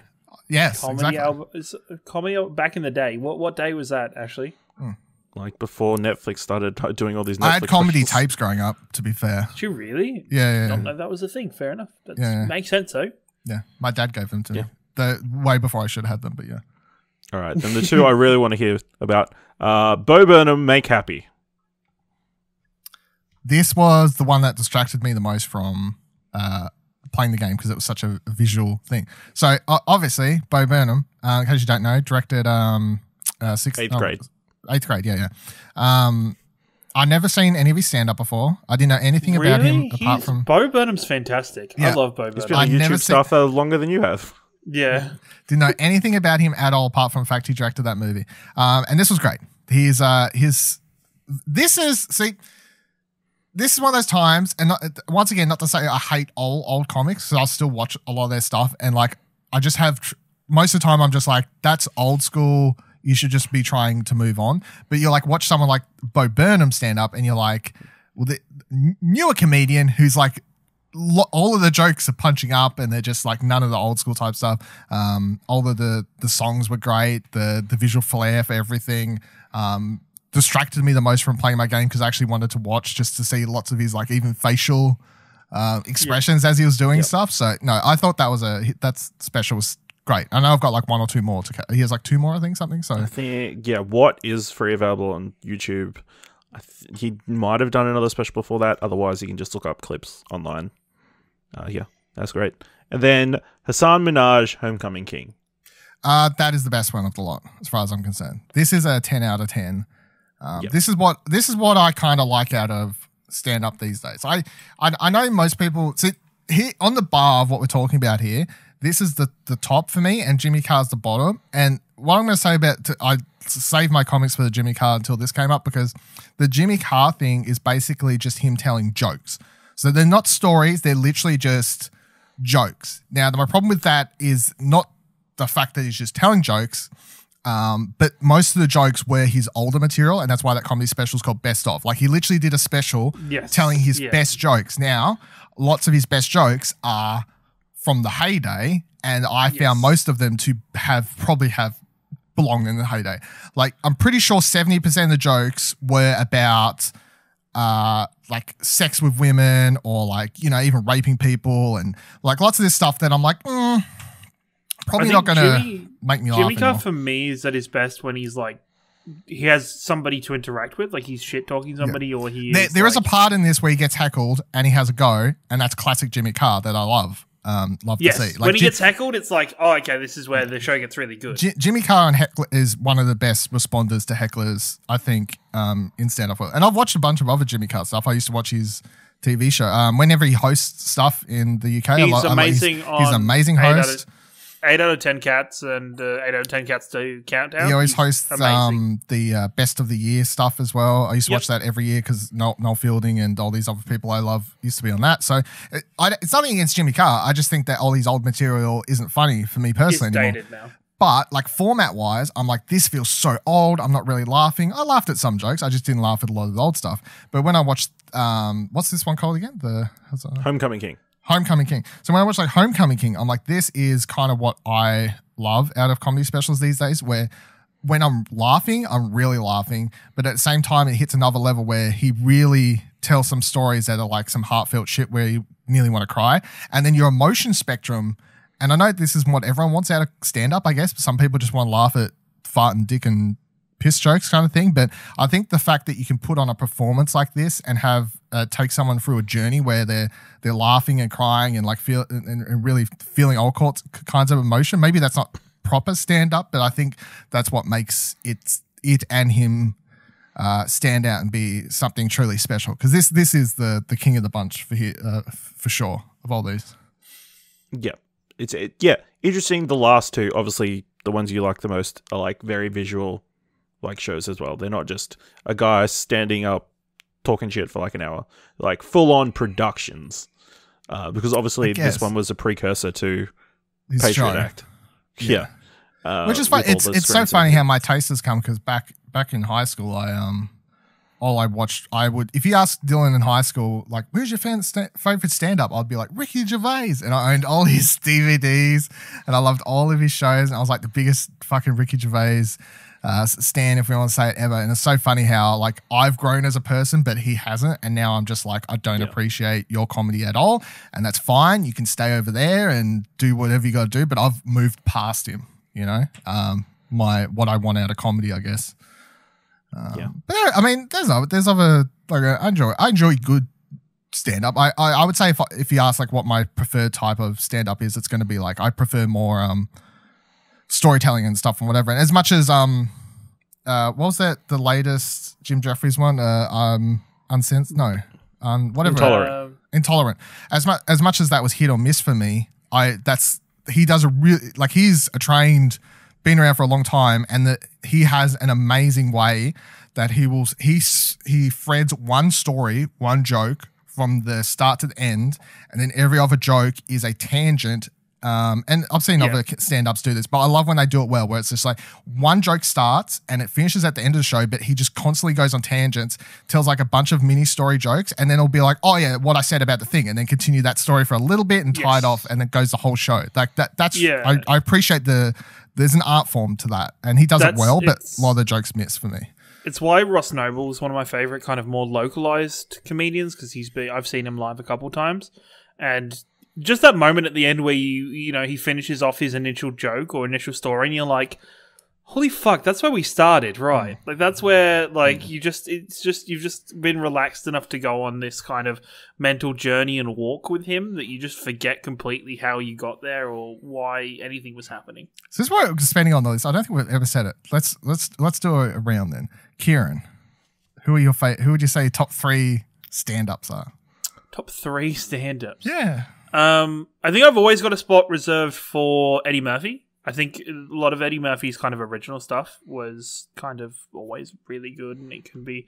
I haven't watched it recently, so I don't know how well it would have aged, but I really did enjoy his stand-up.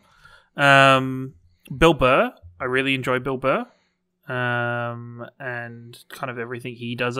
I was so in love with him especially when he popped up in Mandalorian, and his episode of where he was on Chef, like the TV show with Jon Favreau. I really enjoy, and I really enjoy Bill Burr. Have you ever watched his animated show, the F Family or whatever the fuck it's called? F is for Family on Netflix. Yes, I have. Yeah, it's really enjoyable. And good. Just his kind of humor is really fun. My third. I'm spacing on his name completely. That's and right. I've listened to podcasts. I just picked 3. I'll give you a second. Ash. I think locally, like Will Anderson. Like I've seen him perform a bunch of times. One that I remember fondly in my childhood, Mitch Hedberg. He was American stand-up. He's got his sort of humor just hit me at the time. And then I don't know. Yeah, I don't know if I remember, like, obviously the comedy specials. No, the Melbourne International Comedy Gala. Like that would be a thing that I would watch every year. I'd watch it every year. Yeah. I would tape it and then rewatch it to death. And then of course. Just for laughs as well. Just for laughs. And then, of course, I was a huge fan of Good News Week, so a lot of those stand-ups would end up on that show. Yeah, I can't think of a third at the moment. Third for me was Bert Kreischer. Really enjoy Bert Kreischer and his storytelling. You probably know him you've probably seen him tell the Machine story, where he did Russian for a year and then ended up like integrating himself in the Russian mafia. And just the story behind that, and it's hilarious. It's his encore story, so like the end of every show, he always does that story at the end, and it's really enjoyable. He always does stand up with his shirt off as well, so it's just he's really fun to watch and listen to his stories and him talk about his family and being a dad and stuff. It's really funny. What about you, Dylan? It's hard. I feel like the ones I like the most aren't really. I'd say Dylan Moran and Russell Brand were like my 2 go-tos. As I said, I would have said Ricky Gervais for ages. So if you want to ask me like 10 years ago, I would have said Ricky Gervais. I don't know more recent. And again, it's weird because I'm like, if you'd asked me like 10 years ago, again, it'd be like Dave Chappelle, but I don't really particularly like his new stuff. I feel like I'm just in it's weird. And this is the thing that people get annoyed about, but I'm like, I don't think it's something to be annoyed about. Where I'm just like, I'm trying to discover new favorite comedians because all my favorite ones from high school are just telling the same fucking jokes. For me, it's because comedy specials were so kind of, they're not as regular and they're so few and far between sometimes. And I think they've only really, for me, just become more regularized because of Netflix. Oh, Netflix has like 2 out a month, I think, or more. Yes. Yeah. So it just, that's kind of normalized them being more regular. But there's stuff like, I really enjoy watching Noel Fielding stuff. Like Noel Fielding stuff is fantastic. He's really fun, and that kind of, especially for me, all of the people that are on 8 out of 10 cats and like their countdown show and everything. I love them. So like James Acaster. Have you guys ever watched Taskmaster? No. Taskmaster is a British show that is just all comedians and they get given random tasks to do. That is just like, but it's like a show with no rules, so it's up to them to invent kind of how they do stuff. Like they're given, a task to get a golf ball in one, and they have to they come in with weird and strange ways to do stuff, or and it's all that kind of Noel Fielding. Well, on the Noel Fielding thing, I would two of my favorite British comedians that I would say, like Noel Fielding and Richard Ayoade. I would watch. I would watch anything that they were on together, especially if it was like the best of the year thing with Jimmy Carr. Anytime they were on the table together, I'm like, this is going to be some classic fucking shit, because they lose every single time, but there'll just be so many funny moments between the two of them. Messing around. Yeah, just messing around. Like, and I love both their shows, but like stand-up wise, I'm like I wouldn't rank them above. I've never seen Richard do stand-up either. I've seen But I think they both do interesting stuff. Like have you seen much of Richard does like a travel show? Yeah. Where he goes like traveling with comedians, and I think that's really good, and that really applies well to his humor and the quote unquote character that he plays. I think there's a lot of good for me. I really enjoy it. Like I don't know if it's just because I am English, but I really enjoyed that kind of comedy as well. I'd say the majority of my comedians I've liked the most are English. I think it's also just because when you grow up in Australia, I feel like you see more English comedians. Yes, English comedians. Because they had a lot of crossover on shows here. Like I'd always watch Glass House growing up, and that's where I would fall in love is weird to say, but that's why I would see a lot of comedians for the first time on that show, or even just a lot of SBS shows at time. And then when Rove started up back in the day, that's where I'd see heaps of comedians for the first time as well, and they were either Australian or British. There was barely any Americans that came through. That's the first time I saw Hannah Gadsby was on Rove, and then I was like, from Tasmania. I was like, who? What? Like, what? yeah. So, but we don't have these shows anymore. I feel like the other thing is that with English comedians as compared to American comedians, they like work on their hours of a performance, whereas in America it's more 15-minute bits at different comedy clubs. Yeah. So it's a completely different type of comedy. Yeah, of course. Yeah, so Dimitri Barton, that's another guy I like. And Tim Minchin, obviously. Another musical. You kind of have to say Tim Minchin somewhere, don't you? It's part of just Australian culture in general. Yeah. Comedian, yeah. What other? Rising above the stage of comedian, some would say. Yeah. But that's everything that's been our watch history, plus the discussion of holy crap, comedians. That was only watch history? Let's go, boy. Luckily, there's not much news this week. Thanks, COVID, for cutting the news stories down. First up, the new Star Wars animated series has been announced. It is going to be a spin-off from Clone Wars called Star Wars The Bad Bunch. Bad Batch. Not the Brady Bunch, Bad Bunch. The Bad Batch. An official description provided by Lucasfilm, the series will follow the elite and experimental clones of the Bad Batch, first introduced in the Clone Wars, as they find their way in a rapidly changing galaxy in the immediate aftermath of the Clone War. Members of the Bad Batch, a unique squad of clones who vary genetically from their brothers in the Clone Army, each possess a singular, exceptional skill which makes them extraordinary, effective soldiers and a formidable crew. In the post-Clone War era, they will take on daring mercenary missions as they struggle to stay afloat and find new purpose. Now, they were introduced in the first episode of Season 7. The first, like, 4 episodes. They had 4 episodes? Whole arc, yeah. Is this what you want from Star Wars? Are you keen, guys? Dylan, tell me, well, before we get too far into this, lore-wise of Star Wars and clones in Order 66, were the Bad Batch always known to have avoided Order 66? Or is this... because we don't know anything about them. We know those 4 episodes and that's it, so... That's it. Okay, so there was no other reference to them. Okay, so this was free license for them to go, oh, they worked really well for Clone Wars. Awesome. Let's No, I feel like it was, hey, we want to make this series. let's introduce them in the new Clone Wars. Or an idea. Yeah, sorry. Yeah, if this is coming out within the next year, they've been working on this for years. Like, usually each season of an animated show is, like, they've recorded all the lines, like, a year or 2 years before the animation's even kind of done and the show comes out half the time. So it's not like this wasn't a reactionary measure to the Clone Wars coming out. Their characters are cool. They're fun. If anything, their characters are just a show of D. Bradley Baker's talent. I mean, not that he wasn't already known as a talent, but the fact that one voice actor manages to portray clones so differently with different tonal things, which he does throughout the entire money of on that voice show. cast, right? Hey, They're saving money on voice cast. yeah, it's true. Well, unless he gets paid times 4.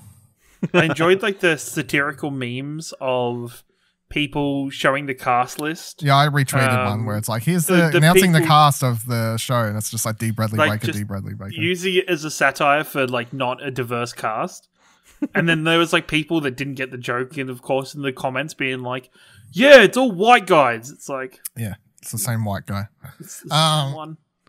But like, I'm gonna watch this obviously. So before I criticize anything about it, I will 100% watch it. So, but I would say this was kind of disappointing, and I'm hoping that the rumors about a different animated series coming as well, because of course there's always the rumors about the Ezra, the Ahsoka / Sabine sequel series to Rebels, where they go try and find Ezra following the events of Rebels. That's the series that most people want, myself included, because not only because it's Ahsoka, my favorite character, and the continuation of that, but that series would be set in a post episode 6 timeline, which is kind of still very unexplored in Star Wars medium, and it's a super interesting time period.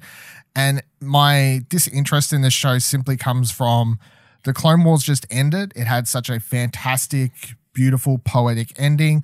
It would have been a great time to just leave that time period, at least for a decent amount of time. And now we're getting a sequel series that's I know it's not set during the Clone Wars, but it's just like, it's still just, it's not too far removed, and it's still starring clones, and it's still going to feel very Clones War-y, you know. So I'm going to watch it, but I wouldn't say I'm excited about it, you know. Were you just disappointed that it wasn't with the Rebel sequel that you were hoping for? No, because even if they announced both today, I'd be saying the same thing. I'd be saying that one's exciting and this one's not so much exciting. Yeah. So I don't know if this one is I don't know if this one's supposed to replace the fuck was it called? The one that only went for 2 seasons. I'm forgetting the name of it. Whatever that was called.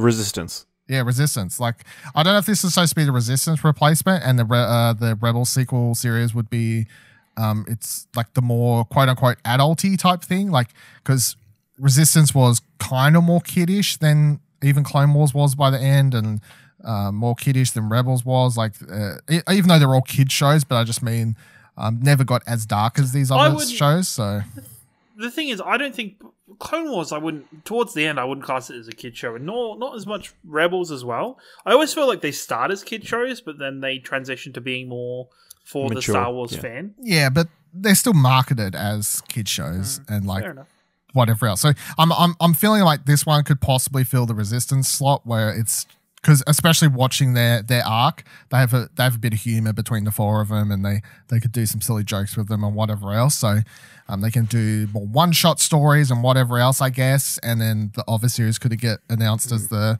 more hardcore, if you want to call it, Star Wars series. So yeah. So it's slated for 2021, maybe filling a similar time slot that the Clone Wars filled this year. So more content coming to Disney Plus. Interesting story coming out of Warner Brothers. Apparently, Matt Reeves and Wolf of Wall Street writer Terrence Winter are currently developing a Gotham Police series set in the same universe as the upcoming The Batman film. In a statement, Matt Reeves has said, "This is an amazing opportunity not only to expand the vision of a world I'm creating in film, but to explore it in the kind of depth and detail that only a long-form format can afford. And getting to work with the incredibly talented Terence Winter, who has written so insightfully and powerfully about the worlds of crime and corruption is an absolute dream." Of course, Matt Reeves is likely going to executive produce, while Terence Winter will be writing on the show. This seems like, one, bad timing, and an odd choice given that they just had a Gotham police series called Gotham end like 2 years ago. Wait, what was the name of this show? Was it Agents of Gotham? It's not named. Okay. I was Although they did again reference Gotham Central, the series written by Greg Rucka, Ed Brubaker, and Michael Lark, as something that they could explore. Nah, don't want it. Nah, it sounds like to me. It sounds like Agents of S.H.I.E.L.D. Like, it sounds like the similar thing to what Agents of S.H.I.E.L.D. were trying to do for the MCU, but probably on a bit of a smaller scale because it's just about Gotham. You know what I like about cops? I mean, Gotham cops. I mean, it's the same answer, I guess, but... Bad at the job, they're corrupt. No, I don't want this. Come on, get the hell out of here. There's so many interesting characters and stories you could tell in Gotham, and you got to tell it from the cops. Get the fuck out of here. Do a spin-off series of different people. It's like, what is the cops? What are the cops going to do? Unless the Batman movie is year one Batman, then I'd be a little bit more interested, maybe, because the cops have... I feel like it's going to be different to Gotham, as in this is a world with Batman. Yes, this is a world with Batman. Which raises the question, is Jeffrey Wright going to be attached? You reckon he's going to do a whole series playing Jim Gordon? Yeah, maybe. I guess, if they're working on it, I can't imagine they... Unless he doesn't survive the movie, would be anything. Boom. The twist is, by the end of the movie, Jim Gordon is Batman. Ooh. We're going down that timeline with Super heavy. But no, I don't want this show because they just did one, and I didn't like that one, and I just don't like the idea of it. It was fine. It was okay. Nah. And also, if they're going to do any sort of Batman spin-off shows, I end this. Oh, we can't use this character because we're planning to do something big of him in the movie. Or we can't use this thing or this thing or this thing or this thing. Get your fucking shit straight. If you want them to tie into one another, fucking figure it out, or don't make them tie in and let them use whatever characters they want. Because I'm sick of it. It just pisses me off. I know what you're going to say. You want an Oracle series with Barbara Gordon in a wheelchair. No, that's not what I want. Yep, just her point of view of Batman's missions, like just from her. Just in front of the computer. It's just a one-room series. It's a one-room series. It does not leave that room for the entire series. No, that's not true. Wow. No, she can have a life. You know, she goes and works at the library, like a normal day job. Has dinner with Jim Gordon. All sorts of things. It seems for me there's a problem where DC has a plethora of just random TV series. Like, they have whatever's still going on with the Arrowverse. Yes. They've Flash, had, like, Legends of Tomorrow, and Batwoman. Supergirl. Yep, and then they've also got... People. Supergirl, yep. Supergirl's on that, yeah. And there's a Superman and Lois series. Yeah, that's right. That's true. That's in the works as well. Yeah. That's coming next year. And then there's also Doom Patrol, Teen Titans. Yep. Yeah, Doom Patrol, Titans, and Stargirl. Yeah. Which may become a CW series. I don't know how much it's gotten. See, this is my point. There are too many.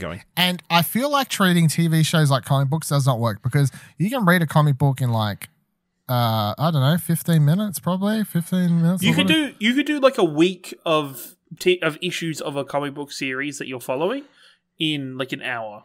Yeah. Or two. Like if you're just trying to keep everything going on in the timeline currently. Yeah. If you're a mega DC fan and you watch all these shows, you got to devour like 10 hours a week. Fuck out of here. You know? Just get your shit together. You don't need to watch all of them. Especially when there are shows that they've got like this CW cluster of shows over here, and then they've got Doom Patrol over here and Teen Titans. Those are all standalone, you know? They're working on that Green Lantern TV series. It's gonna be great. Gonna be great.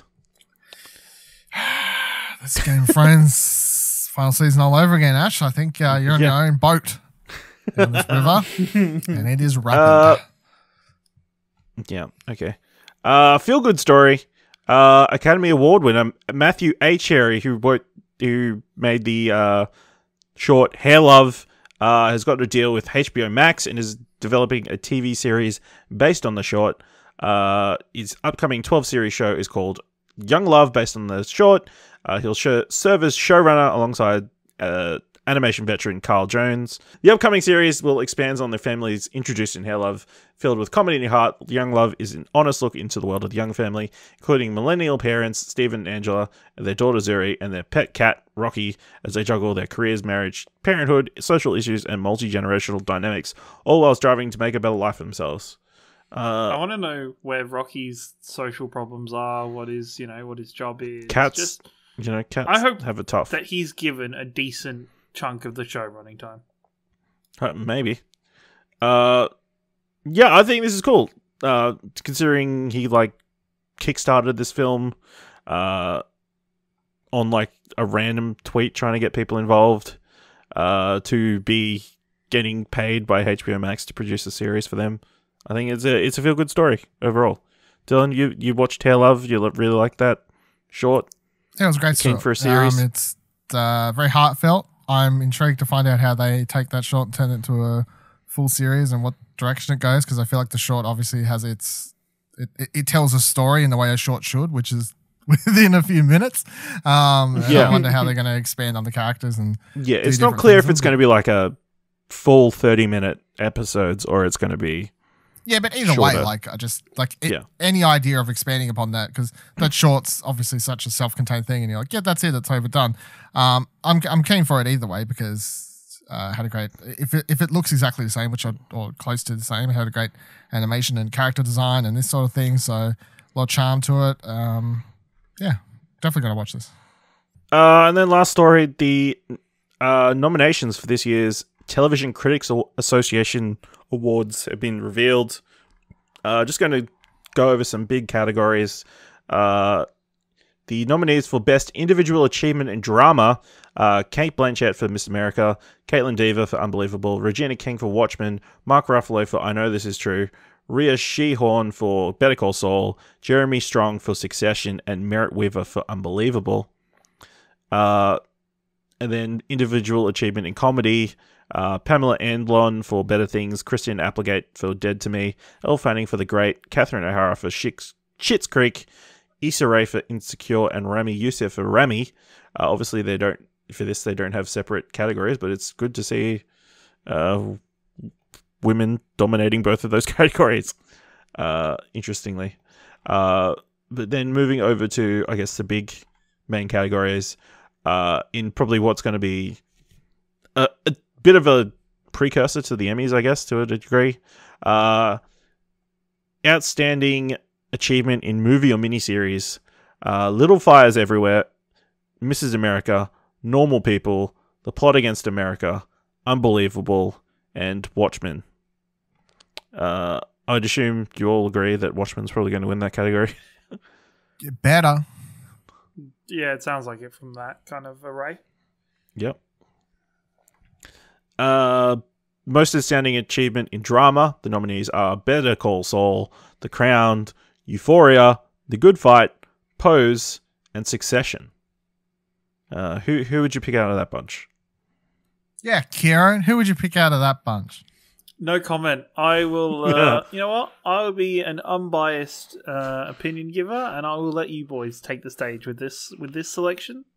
What? Unless you need me to riff a little bit more, Dylan, so you can, I believe that I am lacking the knowledge and understanding of this fine category of excellent and exceptional nominees to really give justified and unbiased opinions on the nominations. So, Dylan, if you're ready, please take it away, and I'm excited. Case closed. Okay. I wouldn't be surprised if just Succession picks it up. Get the fuck out of here. Better Call Saul's winning. Outstanding achievement in comedy: The nominees are Better Things, Dead to Me, The Good Place, Insecure, Schitt's Creek, and What We Do in the Shadows. I would love The Good Place to win because that final season was really good and just reward the show overall. But I wouldn't be surprised if Schitt's Creek picks it up. It's going to be Schitt's Creek, but I'll pick Dead to Me. Yeah. Schitt's Creek is nominated for Program of the Year, whereas none of the other ones are. So nominees for Program of the Year are Better Call Saul, Mrs. America, Schitt's Creek, Succession, Unbelievable, and Watchmen. And I think we can agree Watchmen should probably I have to pick between my two children. It's a very that's a tough one. Yeah, I don't know. That's hard, actually. I've never had to think of. I don't know. And I'll just mention this category for Outstanding New Show. The nominees are The Great, The Mandalorian, The Morning Show, Never Have I Ever, Watchmen, and Zoe's Extraordinary Playlist. A lot of good shows that I liked on that list. So yeah, very happy. Don't know when the TCAs are on, but I know coming bit of a precursor to a Zoom party near you. Yeah, I was going to say streaming live to your coming to a press release near you, likely. Yeah, but I guess a bit of a precursor to the Emmy Awards later this year. I think Emmy voting is currently happening. So it apparently is going to be an interesting year where they can't really hold many for your consideration events. So it's going to be word of mouth and actual. All the screen is leaked stuff online. Yeah, maybe. All right, that's kind of all the news I had for this episode. So let's move into what did we end up watching? Hey, Ciaran, what did we end up watching? We ended up watching, depending on where you came from, What If / the F Word. Oh, did you guys meet? Wallace, Hi. This is my cousin Chantry. Yes! Oh, yeah! Thank you for being so gracious in victory. I'm gonna give you my number. We should hang out. Yeah. My boyfriend will be worried about what happened to me. So, friends? Yeah, why not? All right. Friends. Is this always how you make friends? Like it's a business deal? Yeah, actually, it's just my style. Okay, it's quite unnerving, but it's good. In fairy tales, love inspires you to be noble and courageous, but in real life, love is just an all-purpose excuse for selfish behavior. I don't know if you are actually cynical or just a super crazy romantic cheeseball. So, Wallace, we should talk about the complex issues of our time. Can men and women really be friends, or do you secretly want to bang Chantry? She has a boyfriend. Ben, Wallace is here. Hi. Thanks for coming by. Are you trying to sleep with my girlfriend?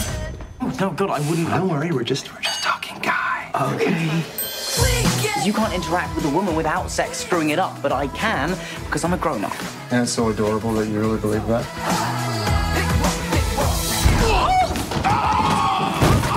Oh my God! Ben, are you okay? I'm sorry! You look fine! Yes, the 2013 film directed by Michael Dowse, starring Daniel Radcliffe, Zoe Kazan, Adam Driver, Megan Park, Mackenzie Davis, and Rafe Spall. Wallace, who is burnt out from a string of failed relationships, forms an instant bond with Chantry, who lives with her longtime boyfriend. Together, they puzzle out what it means if your best friend is also the love of your life. I feel like that gives it away a little bit, but I had to pick this episode. I hadn't watched this in a while. It came back to Netflix. I remember watching it maybe a few years ago, I feel like. And I think two things I took away from this film. Adam Driver, amazing. And Mackenzie Davis, really great as well. I think the cast in this film is like great as across the board, but obviously those two, I feel like this is the first thing I saw in them that made me really take notice. But yeah, it's a fun romantic comedy, and like I've got lines that are stuck in my head still. About I just had sex. I'm about to eat nachos. The greatest moment of my life. It's pretty great. I feel like some of the discussions of this are really great and important, and like I just really enjoyed it. I feel like They use the music very well. The animation kind of bit is it sticks out a little bit because it doesn't really fit in with the rest of the film, but Wishes it was 500 Days of Summer for a hot second. Yeah. But yeah. Ciaran, have you seen this before? Yeah, I've seen this a couple of times. I think this is one of the things that I first watched post Harry Potter. So I think it was one of those things when I initially watched it was kind of weird for Daniel Radcliffe. First thing I'd seen Daniel Radcliffe in post Harry Potter. Yeah. And yeah, it was a bit odd watching him in this, but I think he does a really good job. But God, Adam Driver just steals the scene whenever he's there and whenever he's kind of involved. And just the whole bit is, I think my opinion of this is lessened now that we live in a world where I've seen The Big Sick a lot of times. Like, I think for me, The Big Sick is my favorite romantic comedy. So, this doesn't quite meet that mark, but it is still very enjoyable to watch. Yep. And I'm waiting for Dylan to come and just like crap all over this. Why? This movie, except for Adam Driver. Why? Where's your? Just because I hate Limitless, all of a sudden I hate old movies. Jesus Christ. No, I like this. Dylan, yeah, this was pretty good. I think the major problem is that Daniel Radcliffe. What? I feel, it was pretty good, but here's the problem. Here's the problem. That's how fucking criticism works, Ciaran. Jesus, that's what we do here. I feel like that. Like I didn't fully like Daniel Radcliffe was fine 90% of the time, I'd say, but then there were some moments where he didn't, like, he wasn't fully clicking chemistry wise. I feel like that stood out to me just a few times. Like, he felt odd in that role.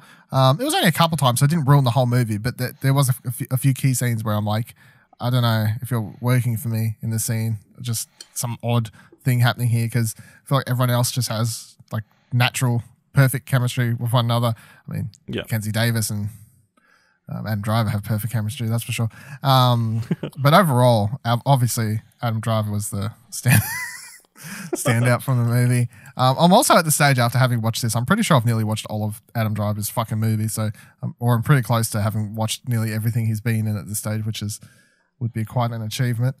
I guess the other thing is that I feel like the ending I wasn't a big fan of.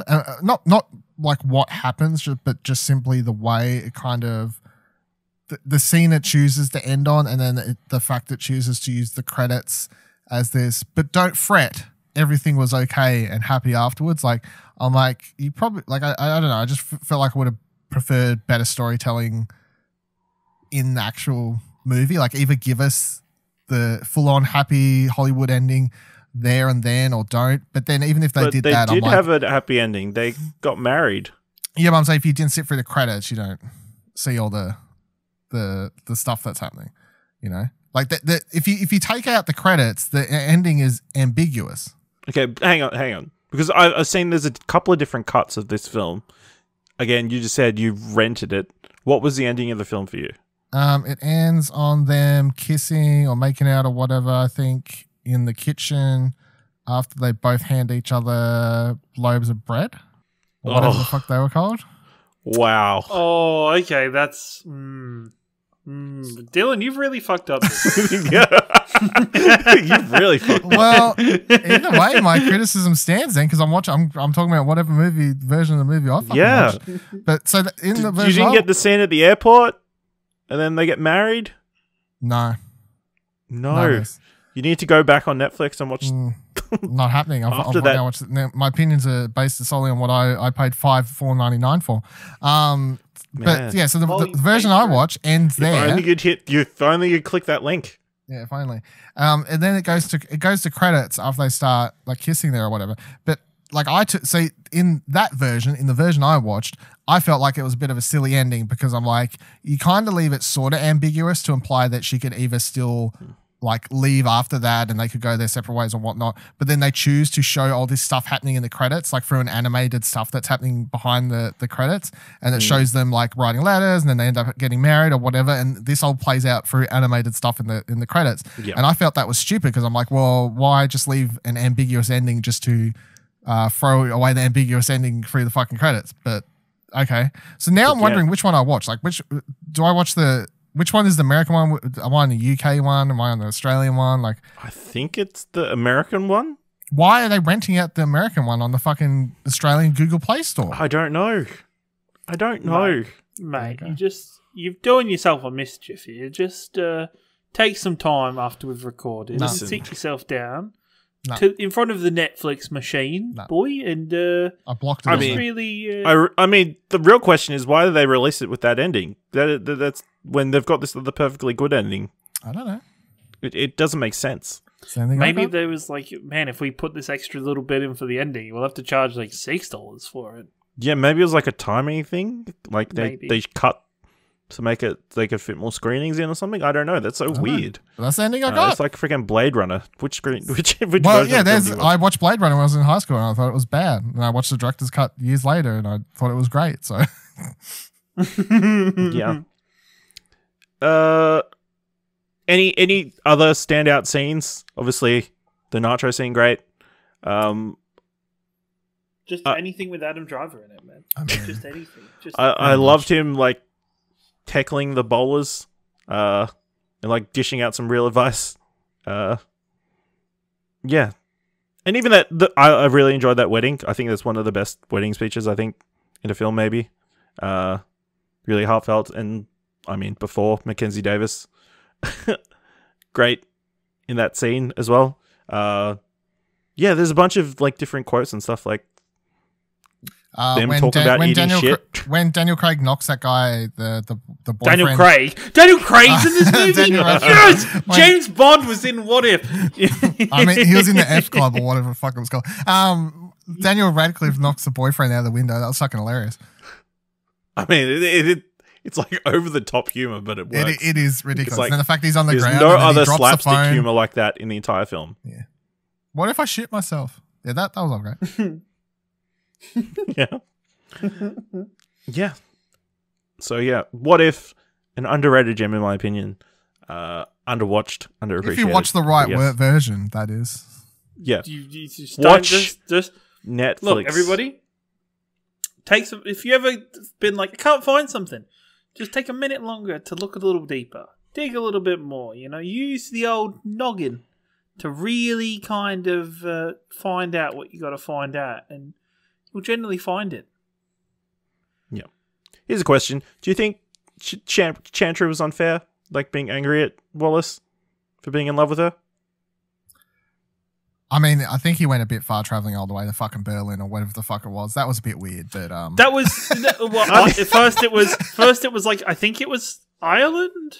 Yeah, wherever it was. Ireland. I think it was Ireland, and it was more. I think she was okay being angry about that because it was like, what the fuck? What kind of position does that put her in? Like she's there with her boyfriend, like, and you're just walking up to the onto the doorsteps and being like, "Hey, I'm in love with you." Like, couldn't you have said this at a better time? But you know, he needed to get those feelings out. You know? But yeah, great film. And that brings us to the end of this episode of What Do You Want to Watch?